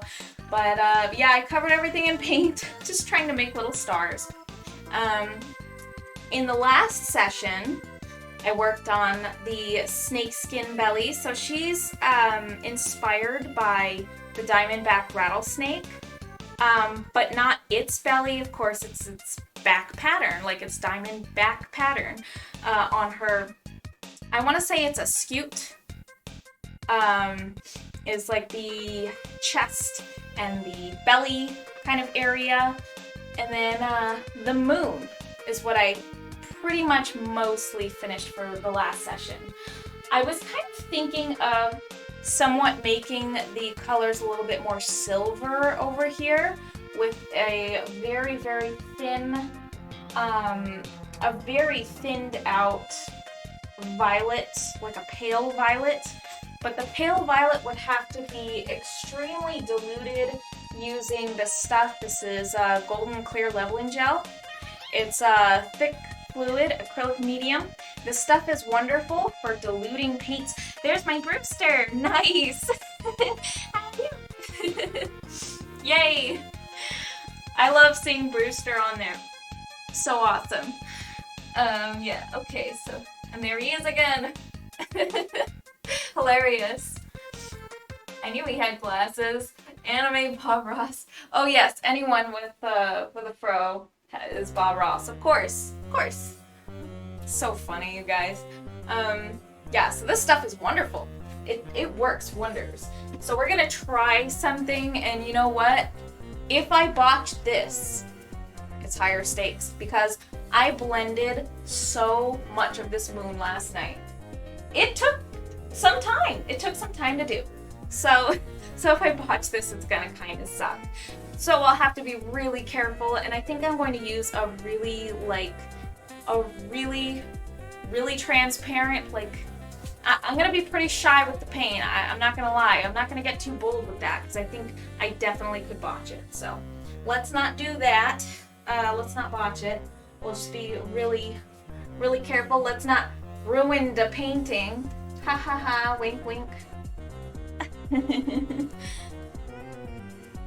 Bob's Burgers, the anime one. Not to be confused with Bob's Ross. Tina Ross. Yeah, totally.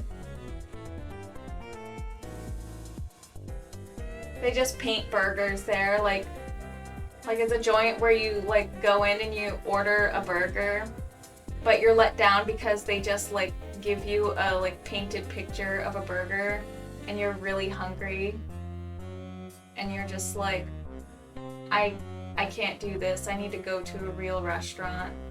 I didn't realize that this was Bob's Ross, not Bob's Burgers. What a disappointment.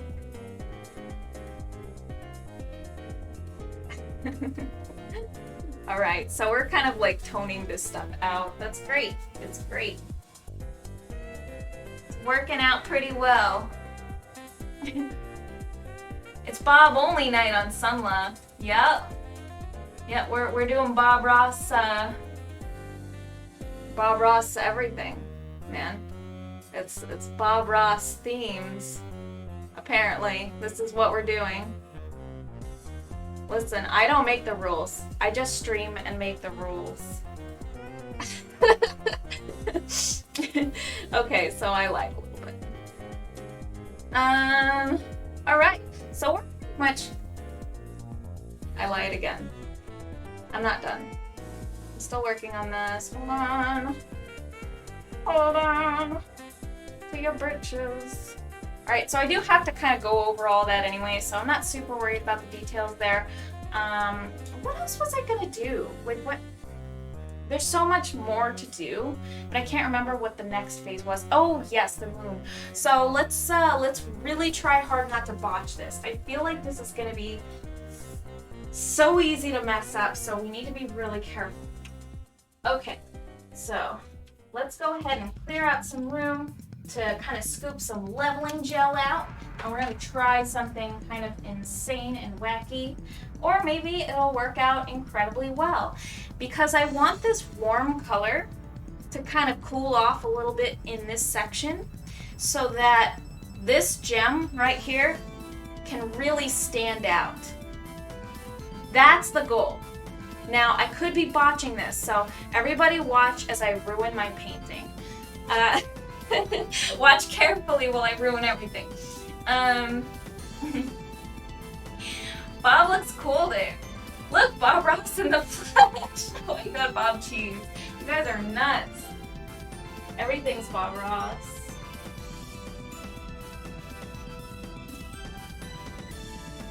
If you have enough imagination, anything can be Bob Ross. All you need is imagination. Imagination. Okay, so let's make a violet. A really pale violet. Now we're going to mix that with our clear acrylic medium. And then we're going to pray that we don't botch it. I need cyan without any black paint on it. Okay, I actually need to get a new cyan on my palette over here because my palette's a gigantic mess. Thank God you guys can't see this because it is embarrassing. Mix cyan. I'm gonna mix some cyan with some magenta. Cyan and magenta. So it's gonna make this really nice, vivid purple. Super vivid. And I want it to be like the exact opposite of this. In the most saturated form, I just have to imagine this extremely saturated. So it's gotta be like a blue violet. Okay. A blue violet. I think I pretty much already have that right here. And then I need to mix a lot of white with it. We need to like just totally make it, just tell her what it is and she'll believe you. Oh my god, stop you guys, you're ridiculous. Nice, celestial theme. Thanks, Moko. Hello, welcome. You guys are hilarious, oh my gosh. First we argue about the pronunciation of vignette, and then and then this, I don't know. Okay, so let's wow. Okay, so this is really intimidating because I just used a little bit of paint and like it's already like it doesn't look clear enough. I need more of this leveling gel. I need a lot of leveling gel, I think, to make it as diluted as I need it to be. Because yes, it needs to be super diluted. I need to dilute this whole thing. Extremely super diluted. Second. Oh, hey. All right, let's check. Hey, looks awesome. Thank you. Thank you so much. I appreciate you being Smoko. Look, we got this. The theme that goes well with this painting. I think so too. I feel like it works really well with this, especially since we put in the stars and everything like that. Frog Ross. Oh, Frog Ross is my favorite Game Glows Robin. That one's awesome. I appreciate you so much, Big Smoko. Thank you for the kind words. We've been working on, just a little recap, we've been working on stars, clouds, and then also this background here, a little layer of the cave. We've got some stalactites up there that are kind of coming down. And now I'm going to try something. I'm going to try to make this, just tone it out a little bit so that it's more silvery. I think what I need to do actually is, since it's kind of all in my brush, that color is a little too strong in my brush, I'm going to need to wash my brush out really quick and then reapply our paint. Try again. Okay, so that it goes on a little bit smoother. Okay, it's a little bit clumpy. That's the only thing. It's kind of bothering me, but I don't know if that kind of works with the texture there. Let's see. All right, so in the thumbnail view, it kind of looks like it works a little bit. Let's try some more. Let's try some more.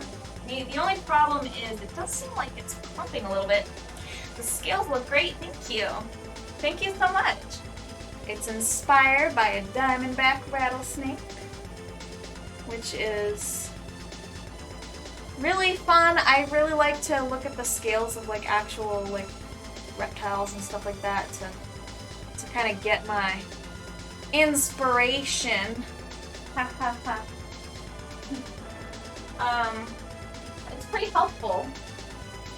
It's pretty helpful to look at wildlife and stuff like that to kind of get an idea how things should kind of look naturally.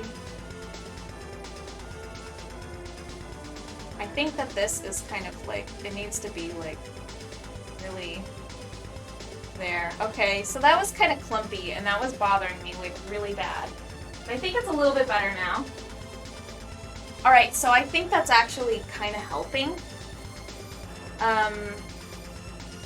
It's extremely subtle, as it should be. It shouldn't be overbearing. I just need to make it a little bit less,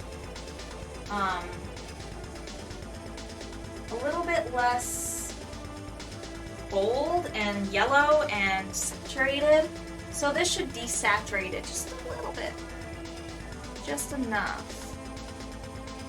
I might need to add a little bit of white in it.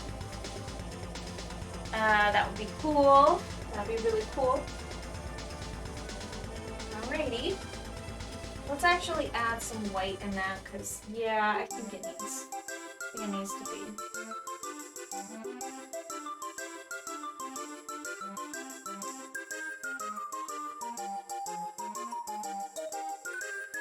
Might be a little bit too much white. I cannot tell. Especially since this white is titanium white, which means that it's a full body paint. So it's gonna kind of block out stuff. Hopefully that's not too much.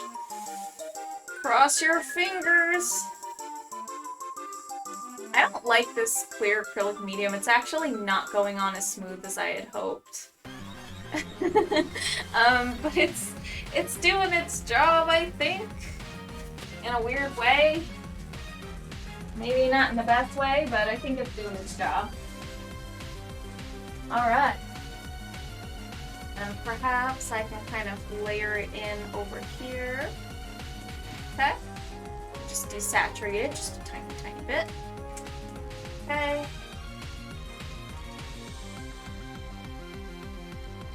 I need to wash my brush out. It's too clumpy.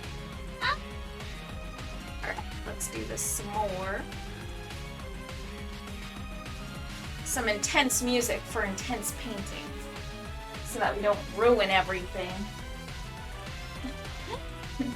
Sets the tone, you know, it really sets the tone for the intenseness of this extremely high anxiety painting over here. So this is really clumpy and it's bothering me.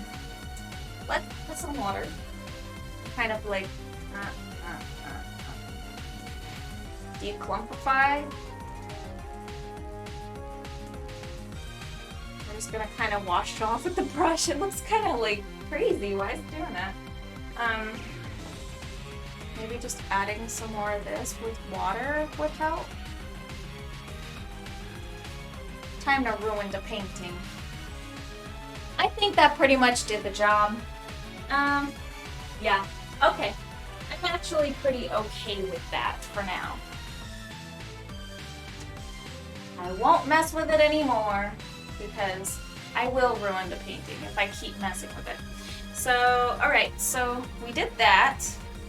What is next for us? I think that we should probably start going into details on the actual gems themselves. Perhaps, maybe. So, I think what I'm going to end up doing is we're going to use some black, we're going to use some really dark blue, and then let's go ahead and kind of like blot some heavy color in there, just like before. But this is going to, we're gonna add a little bit more dimension to this stuff. So I want that to be like pretty black because it's going to like be a little bit transparent, like the black background should be kind of coming through it, through the crystals, through the gems. At least the clearer ones, and I want that one to look kind of clear. But blue. Alright, and let's see. Yeah, alright. I'm kind of thinking maybe I should go in with like a white paintbrush and kind of start mapping out some details in some of these particular gems over here. Yeah. I think that's what we'll do. I also kind of want to add like a little bit of a vein over here, like almost like a gold vein.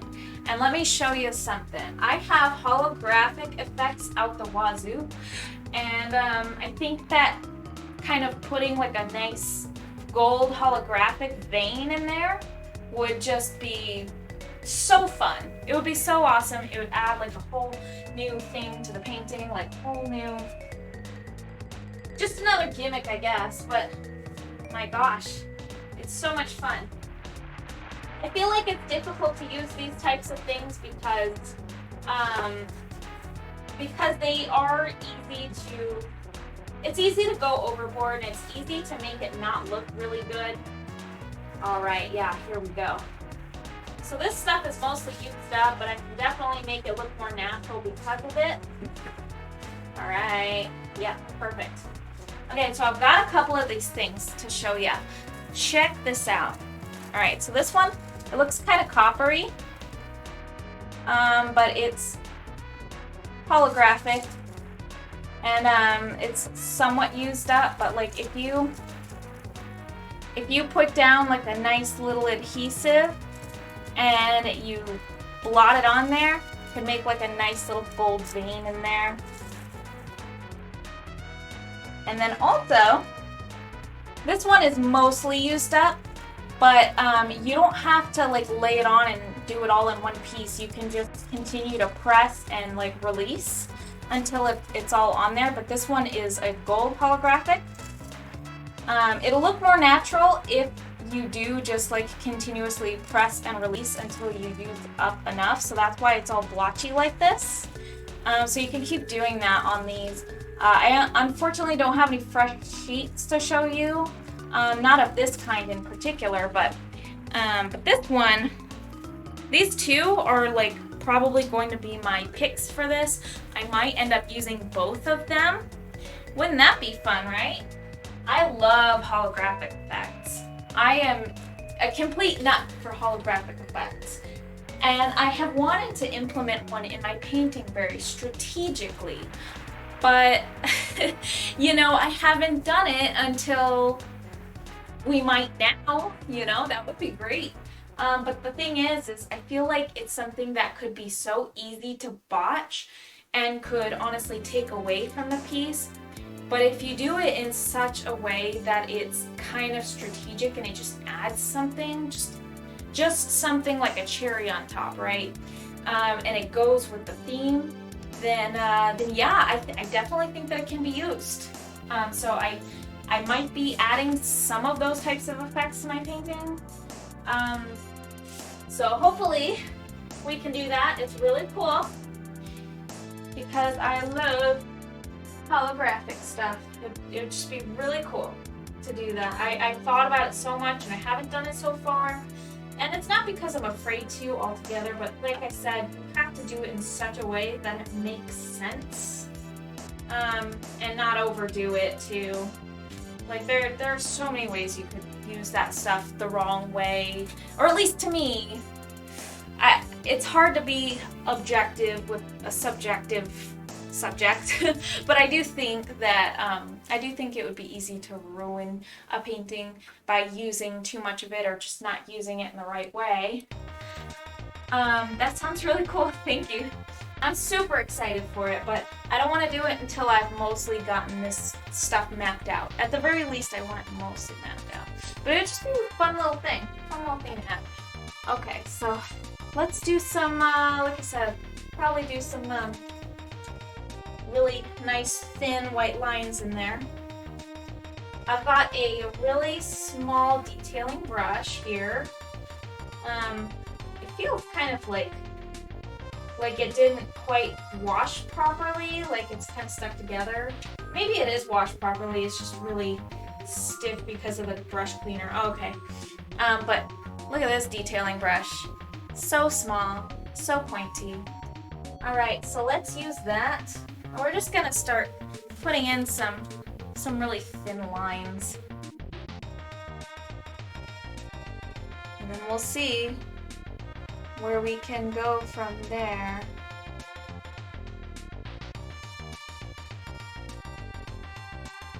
I suppose since I'm using really thin lines, I could start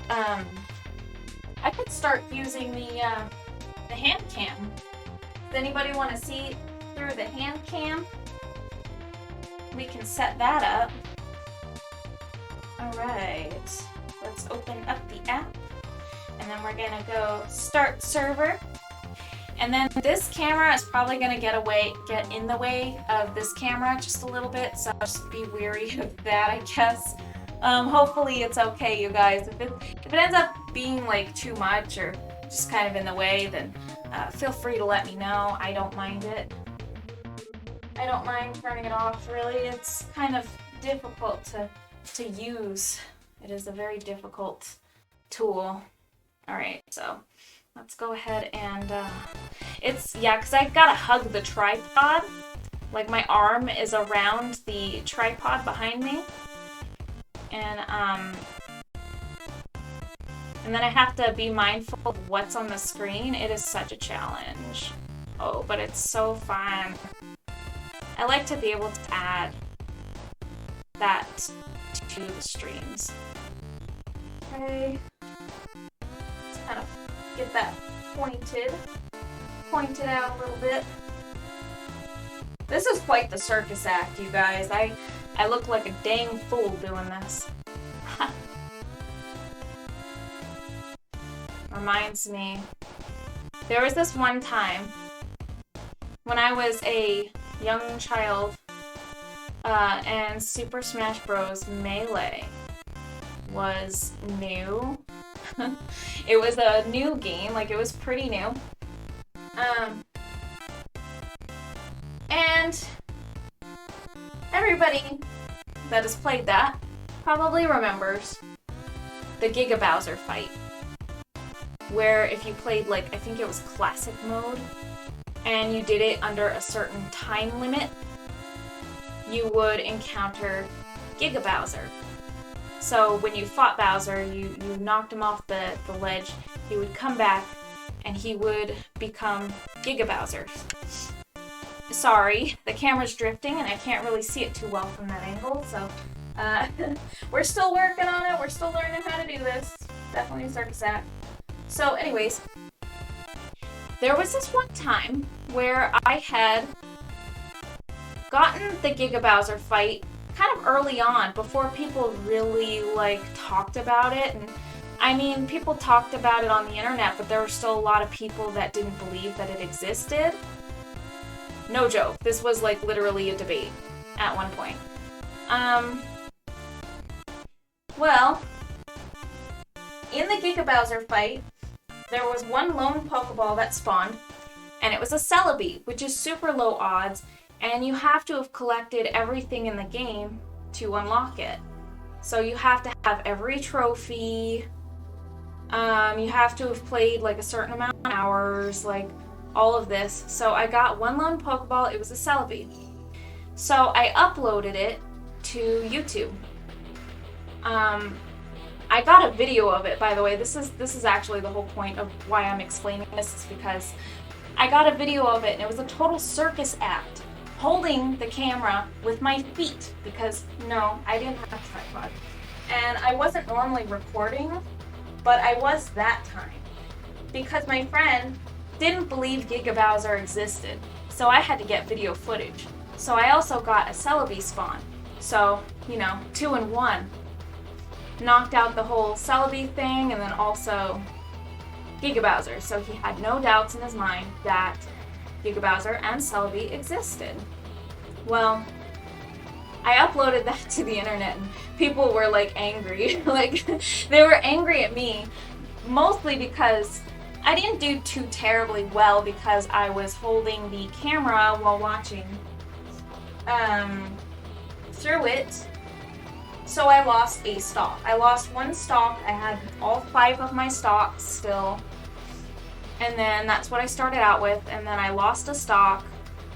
And people were just dogging on me for it. And 2, because I was a like preteen or something. I think I was like in middle school or something. Maybe I was in early high school. I can't remember. People were calling me a dude, you know, and they just assumed I was a dude. So I was like, I'm actually a girl. Like, I was all offended or something, you know. I wouldn't care these days. I don't care. But I was then. I was like all offended and stuff. Well, I didn't act offended. I just corrected people, I guess. But people were upset that I was a girl playing Smash Bros. So then they really started dogging on me. Like, you know, you can't be a girl that plays video games. Things have definitely changed these days, but man, back then, people were relentless. Truly. But yeah, it's very challenging holding a camera. I guess that was my whole point. I just totally got off track.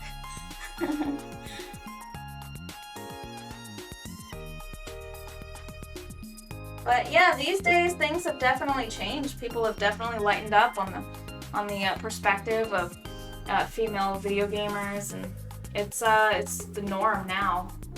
Thank goodness. Thank goodness, because it was so awful being like not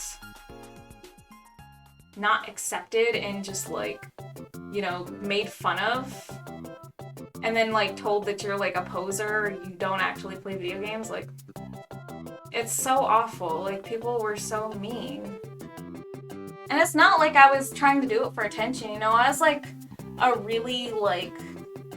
I was not a girly girl at all. I was just a tomboy, you know? At that time, it's not like I was trying to impress anybody. I just played video games because my brother did, and he got me into them growing up.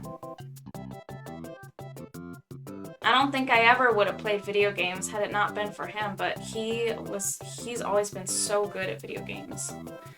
And, yeah, I mean, I just took to him because that's what he did, and they're fun, you know? Games are fun.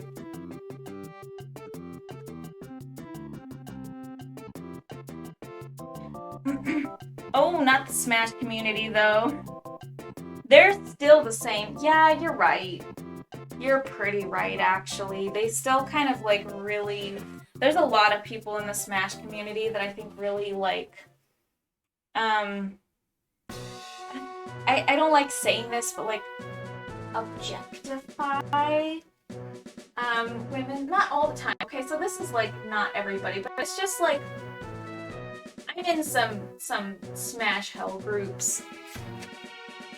And a lot of them are like woman haters.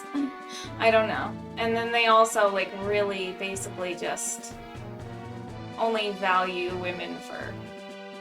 There's a lot of those, not every one of them, of course. There's just probably more than most other game communities.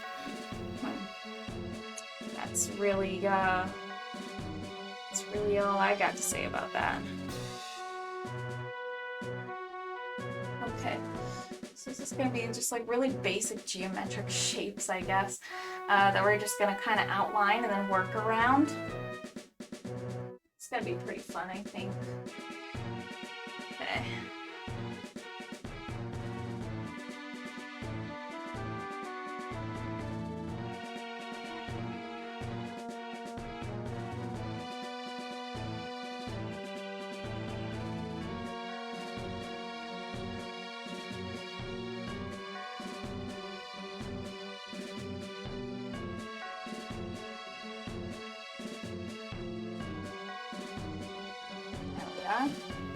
Okay, let's see.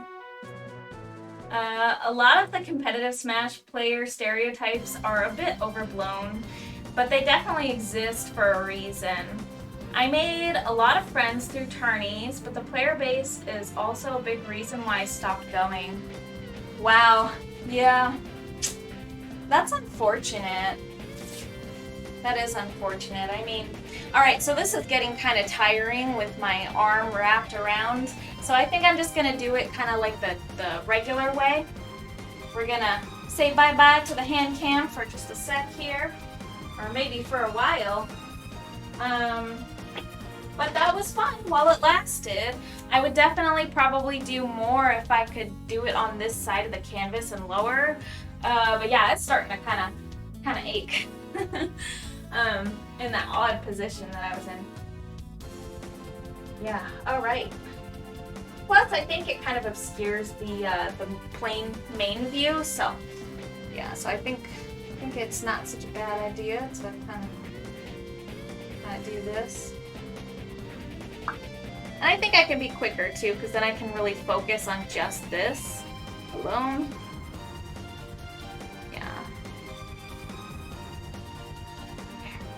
Yeah, and then I can really actually be a lot faster. Lightning hands.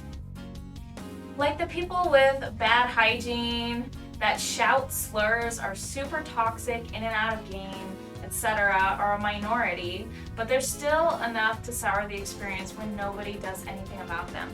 That's really too bad. I mean, it's unfortunate that there are people that just don't have, you know, don't have any kind of regard for other people. It's terrible.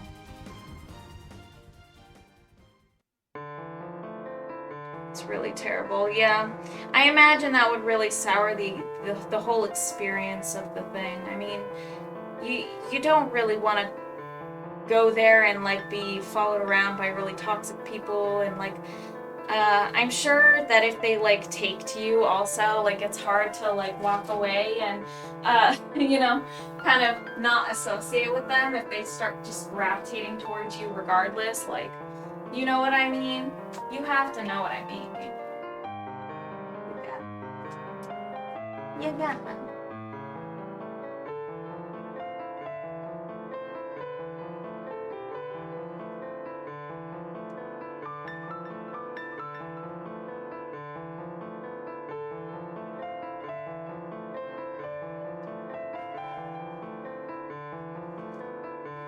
If I just kind of even that out there, I think that'll look a little bit nicer.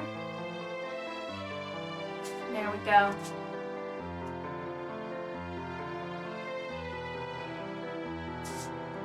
Yep, alright. Man, time sure flies. We have like 40 minutes left. I think pretty soon here we can take a little 5-minute break, and guess what? I have 5 minutes of time-lapse footage for the break. So If anybody who hasn't seen it wants to stick around and see that while I go grab some water or something, that would be pretty cool. I have my break timer on there. It's 5 minutes. Only 5 minutes. And the timer is like active and on there so you can see how long it'll last. And the time lapse is only 5 minutes too, so it works well with the break. It'll be good. I'm just hyped for Nick All-Star Brawl. I don't know if it's even possible for that to have a toxic fan base. Space Daddy Gangsta, hello! There's the Pickle Beeps. Hello and welcome. Thanks for being here. How are you doing tonight? I'm so excited for the N64 upgrade. Okay, so I have questions for that actually, McQuacken. Do you have to pay an additional fee on top of your monthly, or your, I guess, annually, depending on how you do it, subscription to Nintendo Online? Do you need like a premium or something like that? Because there's been a lot of talk about that, and I don't know if that's legit or if you can just have access for having Nintendo Switch Online, which is what I'm hoping for now, but I don't know. Like, I don't know. Alright, I'm gonna check the camera. We can look at the okay, very cool. So I can kind of see. Alright, very cool. Right, let's see what this says. Yes. So how much is it in addition? Like, is it a lot? Are they asking a lot? Everything's subscription based these days, and it's killing me. It's just so normalized that instead of paying a once and done price, everything is just subscriptions, which is good in some ways and difficult in other ways because, I mean, you could so easily accumulate a lot of different subscriptions without really realizing it. And, yeah, I mean, I personally favor once and done sort of things. Like if you're buying, like I don't know, maybe a game or something like that. I guess game streaming, it kind of makes sense because it's on the cloud and you don't have the game, you have like a whole selection of a whole bunch of games, so I guess that makes sense. It's just a model that's just kind of difficult for me in my old person ways, kind of like monthly Twitch subscriptions, you know. It makes sense to me that, like, you know, people limit those as well, you know. It makes sense. Makes sense. Oh, okay. So let's see here. I'm excited to play online old school games. That was the dream, and now it's reality. Ooh, that's true. Big Smoko, bedtime for me. Looking awesome. Thank you so much for being here and always being so supportive. It's really cool that you came to hang out. I mean, I can't believe you stayed up so long. It's like literally, it's almost 1. Girl, you are amazing. Well, I hope that you get some rest, and thanks so much for being here and hanging out and watching as I paint. It means a lot to me. It does. I adore you, Big Smoko. Have a super good night, and I hope you have really good rest for the weekend. Ha, nice. Not too sure on the price, but I think you'll know on before the end of October. Oh, okay. Gotcha. 3:23 a.m. Wow, just joined back. Got food to eat. Nice. Right on, Draco Artifacts. Right on. So for me, it's 12:23. And we have some Arizona viewers because I'm from Arizona. So some of the people who are my AZ family or friends, we're about, it's almost 12:30 here, which which isn't bad, man. Everywhere else, it's late, you guys. Yeah, it's late. Welcome to the late night. Yeah, it's the late night. So, what you eating? You don't have to share that info if you don't want to. Just small talk, you know. We're just trying to learn what we're eating tonight. Sounds awesome. That you got some food to eat. Got some midnight snack action. Tonight we had like a really big dinner. We always do sushi bowls or just sushi, so we did that tonight. We had raw salmon, and I like to crisp up salmon skin. I put it in the air fryer and I crisp it up like a chip, and then we eat that with our sushi bowls, and then we have like nori in there, and then I have like this big thing of wasabi now where it's just a powder and you can turn it into a paste. So delicious. And we made mushrooms and bell peppers and asparagus, and it was a lot of different things. Avocado. And I used red chili flakes in mine. And you know how I love spicy, by the way. I lined it with sriracha. Gotta love sriracha. Nice. Spaghetti and meatballs. Ooh, I haven't had spaghetti and meatballs in so long, Draco Artifacts. I actually really miss it, to be completely honest with you. It's been a very long time since I've had spaghetti and meatballs. Raw salmon, yes. We like our sushi stuff around here. We might be nuts. And yeah, I mean, probably heard us before. We talk about it. We're crazy people in this household. Yep, Space Daddy Gangsters. Sorry, there's no R in there, but I say that sometimes. It's just a weird habit, I guess. Sleepo no Nido. But really, I'm on my last threads of awakeness. Yeah, I completely understand that. I'm so caffeinated to get through the night. It's nice though. I love my caffeine. I wouldn't give it for anything. That's the life I live as well. Yes, Space Daddy Gangsta, he likes the sushi as well. Gotta love the sushi life. We eat so much sushi around here, and fish in general. We just love fish around here, and I personally love spicy food. So as for Keto, he also really enjoys spicy food, but it hurts his stomach.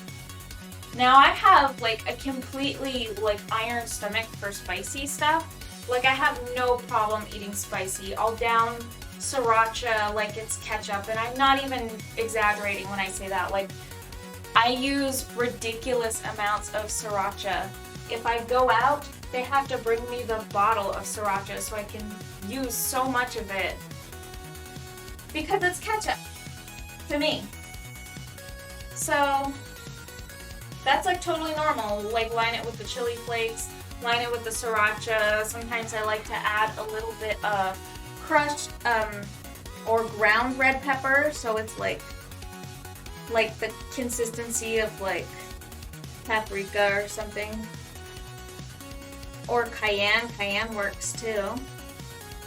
I love my spicy. I also, of course, I'm an Arizonan and I'm gonna say this, but I'm a big fan of Gunslinger hot sauce, Arizona Gunslinger. It's so good. It's got such a rich jalapeno flavor. Totally recommend for anybody that wants to try. But yes, super awesome. I'm gonna like just kind of draw in another crystal just down here like that.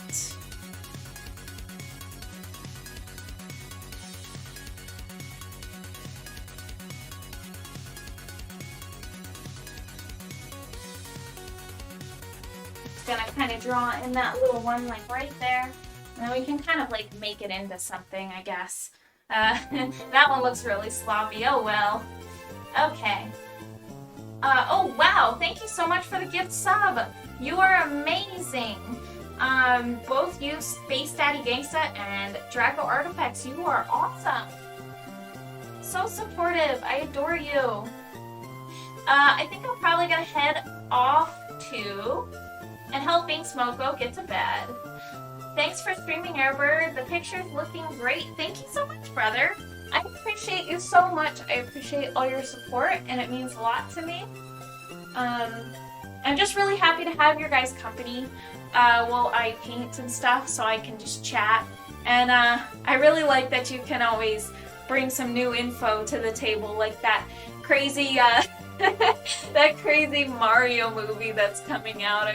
It's just really great info. It's awesome. Good small talk. It's just fun to talk with you, brother. You're awesome. I hope you have a super good night. Oh no, not again. Space Daddy Gangsta, thank you so much for the gift. I don't deserve it though, but thank you. Oh my gosh, you guys are so gosh darn sweet. I adore you.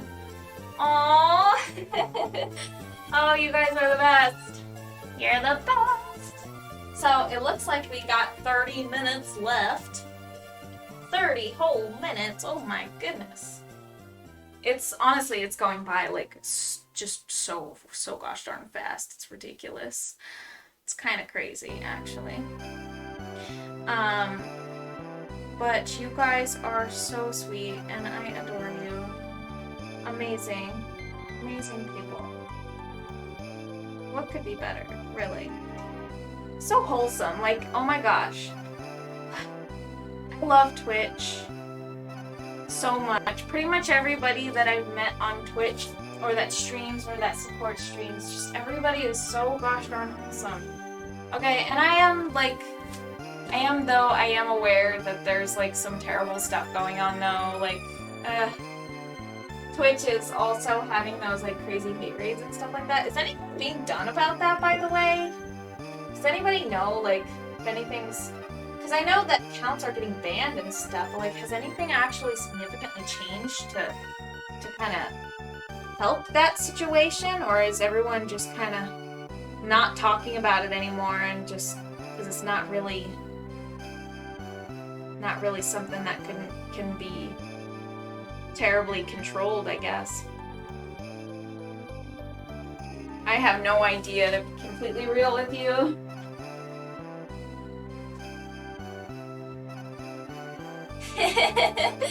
Someone looked at me, Quack Panda Gaming adoringly. Yay! There's things being done about it. It's tough to ballot when there's a lot of things in consideration with it. Yeah, it seems like it's a pretty complicated situation. I mean, there's a lot of different factors, you're right. There's a lot of different factors in the equation to take into account. I mean,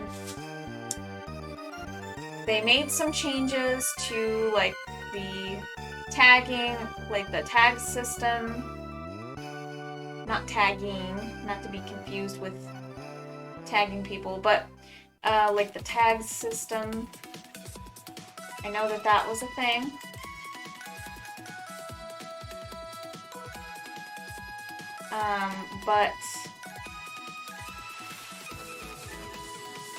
But yeah, like, I guess that's what, like, kind of started it and kind of tipped everything off, right? And then, it's kind of out of control. I mean, there's just a lot of bots and stuff, but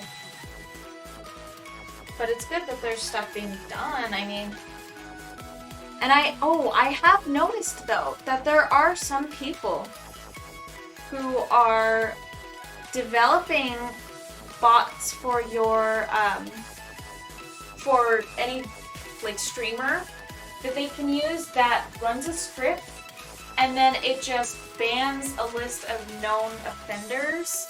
It bans, I think, and blocks them.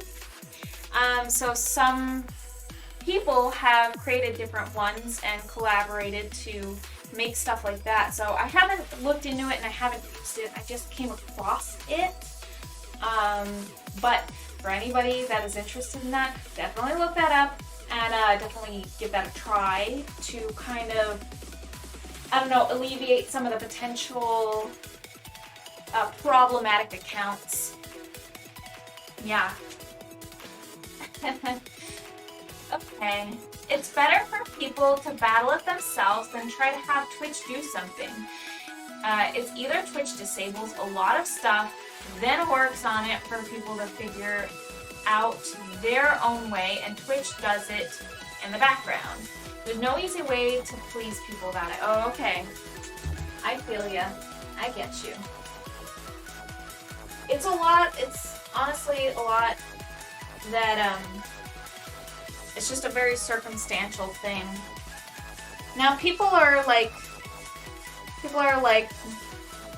go to YouTube. YouTube doesn't have that problem. Well, of course YouTube does actually have a bot problem, but like, who's to say that that's not going to happen on YouTube, right? Like, ever? Like, who's to actually say that that's not going to happen on YouTube? Like, wouldn't it? Like, wouldn't that make sense? Like, I don't understand what would... Oh, wow, I'm really getting into this. I'm getting in that flow state, and it just feels so nice to paint.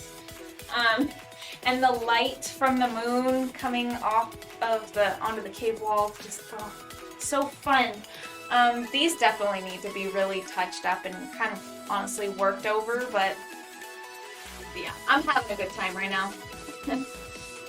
I should be. I mean, I'm painting. I love painting so much. If you hadn't caught that, you know, like, it's just a good feeling. I don't know. I'm a nut job. I'm a nut job.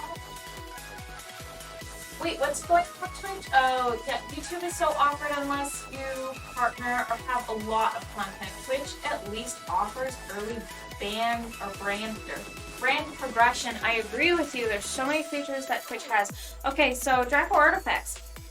There's a whole thing that's been going on for weeks on Twitch where people are spamming bot accounts and just making tons and tons and tons of accounts. And these accounts do some bizarre things. They rally up raids and then they drop off like a bunch of accounts which are either bots or people that like they raid other people with tons and tons of viewers, but they're extremely, let's put it this way, they're really mean and not welcome in these people's streams, and they say horrible things. So basically those are called hate raids. And those, I mean, you could just not give them your attention. If it happens to you, don't give them the pleasure of giving them a reaction, and just ban and block as many of those accounts as you can. It's pretty much the most that you can do. Other people have tools and recommendations on what you can do to protect yourself when that happens. Also, there are accounts that are doing this thing where they will like they'll just follow you, or they'll mass follow you. And then if you go to click on their page, like just imagine just some random name follows you out of nowhere, right? And they haven't chatted in your chat at all. Peculiar, right? So, I mean, that could just be a lurker, but sometimes it's one of these accounts, which you need to watch out for. If you go to their page, they might stream the IP address that you are using to access their page. This has personally never happened to me, but I have been followed by accounts that are known to do that. So, they would essentially broadcast the IP addresses of visitors that go to their page, because they have some kind of plugin that reads that information. Now, there's not a whole lot, don't be scared though, there's not a whole lot that one can do with an IP address. IP addresses cycle every 3 to 6 months roughly, and it only gives you kind of a rough area, like somewhat like a zone of where you could potentially be, but it doesn't give out information like your address. And like I said, it cycles, and I think that there are ways that you can manually cycle it as well. So, and anything can pull your IP address. Any websites that you visit will pull your IP address anyways, because you're visiting their website, which it's not unheard of and it's not dangerous at all. So it's more of a fear-mongering sort of thing. I think it's to freak people out, but I wouldn't be too afraid of it. It's just very annoying and extremely rude. So there's a lot of stuff going on. Oh, I knew there was lots of bots following people, but not actually active in chat. Yes. Twitch needs to just go through old accounts that haven't been used in a little bit and then delete them. The bots are typically older user accounts that get hacked. Oh, that's weird. I didn't know that, Space Daddy. I didn't know about that, and that's really dangerous too, because that opens up a lot of other security problems, like potentially access to emails and stuff like that with old passwords. Just that's really quite dangerous. I wasn't aware of that. Yeah, that was crazy. It's been really, really nuts. I mean, a lot of people have been talking about it so much that I think they've been kind of silencing people in forums and stuff like that because the topic is too covered, like so much that people are kind of like burying other subjects and stuff now. So they're really trying to like not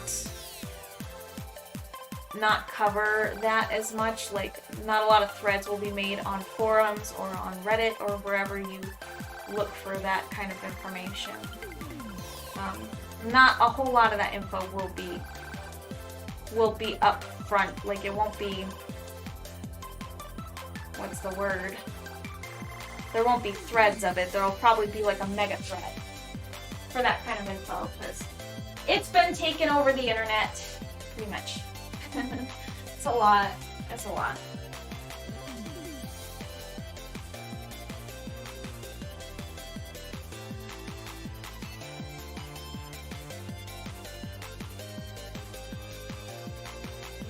So I was kind of thinking, I think I'm going to take a really quick break just so that I can get some water and like slap myself in the face a few times to get through the last like 15 minutes or so. It's kind of silly because it's like just at the pretty much the end of the stream, but I gotta use this. All right, so I made a time-lapse video, 5 minutes of my last completed project on stream. So it's just a 5-minute video for the 5-minute break, so you guys can chill and watch that while I go and grab some water. There's a timer on it, so you know when to come back. If you don't want to watch it, you can click off and click back on. Nice and easy. I honestly feel bad for Twitch board of decisions because like Amazon bought them, and I'm sure the same people are on the board basically, and they have to deal with DMCA bots, raids, all this other stuff. Yeah, there's a lot going on, and they never had to do it before on this scale. I agree, it's a lot. It's a whole lot for them to deal with, but yes, video time. It's gonna be 5 minutes, and I shall be back, you guys. See you shortly.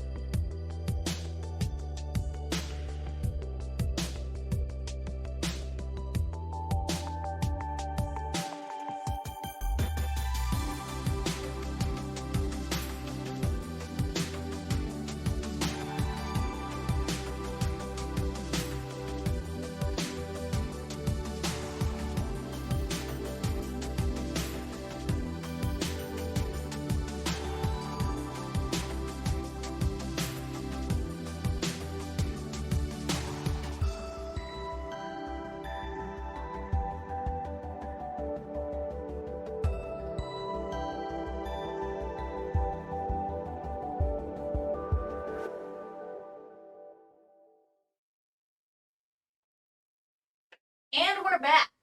Isn't that a fun way to handle breaks? I think it is.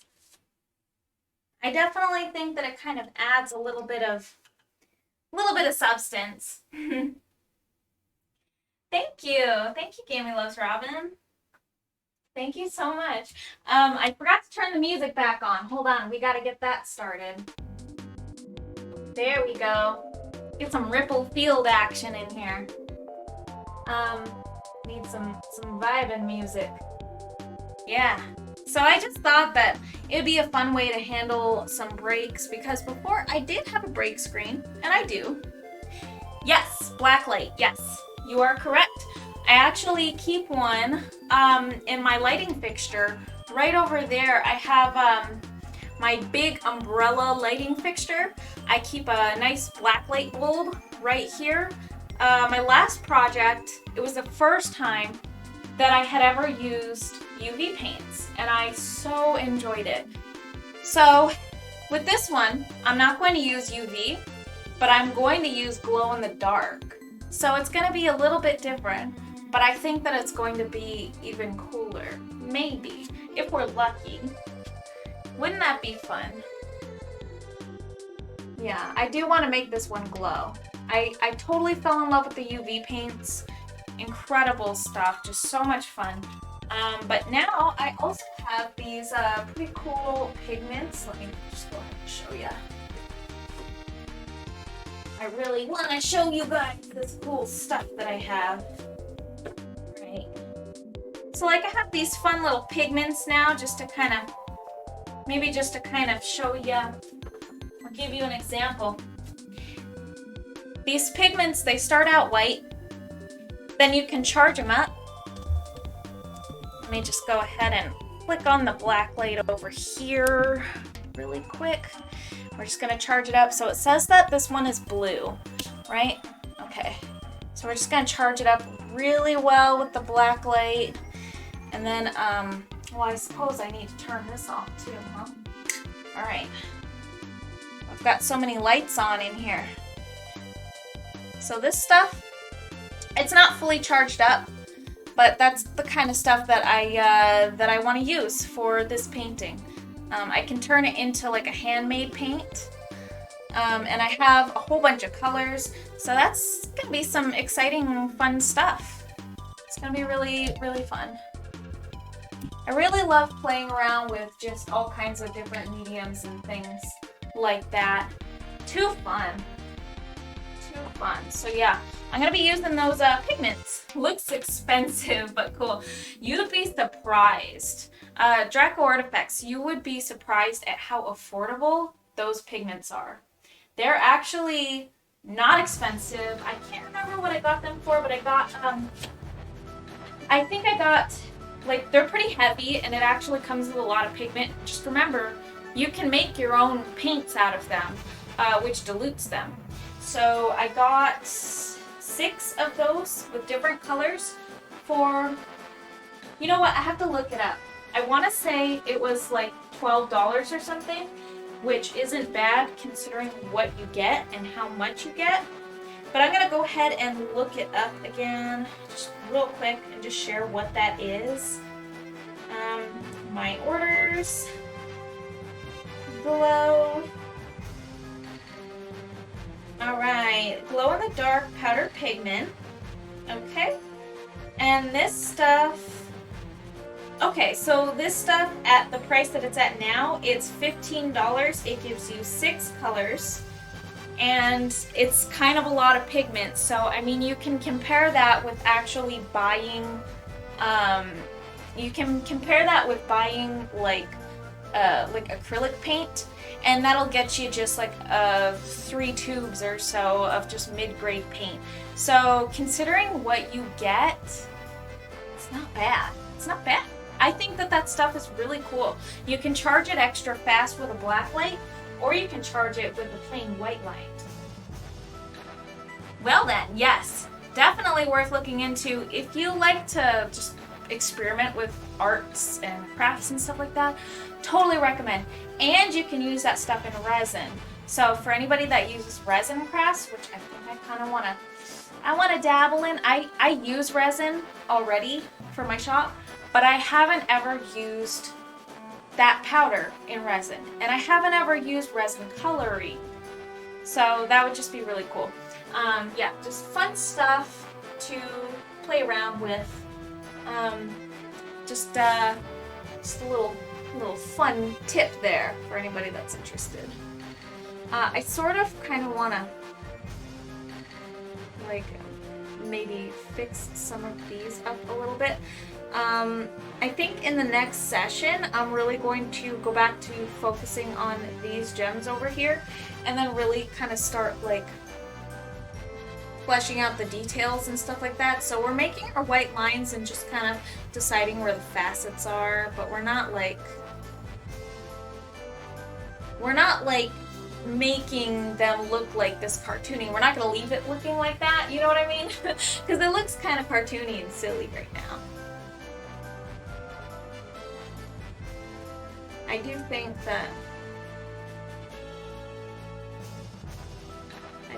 that it would be really good to work on these gems, because they're kind of like a little bit of an eyesore right now, just the way that they're laid out. But they will get better, I promise. They look crazy, but they will look better when I'm done, I promise. I really plan on it. I plan on it. We'll just do our outlines and our facets like this, and then we'll really start to get in there and work on it. All right, so it is 12:54. I think it's about time that we start looking for somebody to raid. Our last raid, we kind of failed, as in I tried to raid somebody and then they raided somebody else. And then it was really awkward because I wasn't in that somebody else's chat room. I was in the other person's chat room that I raided. So we were stuck watching a stream and not even being in the same chat room. It was so weird. It was very bizarre. So hopefully tonight we'll have better luck. If anybody has any suggestions, please feel free to shout them out. Otherwise, I'm scouring right now. Yo, let's since we're all talking about Bob Ross all night, let's raid Bob Ross, right? Let's do that. Who's ready to raid Bob Ross? Straight up. Time to fall asleep, right? This is content. This is premium content for just chilling and falling asleep. All right, so I'm gonna go right on over, and then I'm gonna type in raid Bob Ross. All right, here we go, you guys. I hope you have a super amazing night. Thank you so much for joining. You are awesome. And I hope to catch you next time. Remember, my new schedule is Thursdays and Fridays. Super late night, so maybe for some of you it looks like more like Friday and Saturday. All right, so have a super good night, you guys. Bye.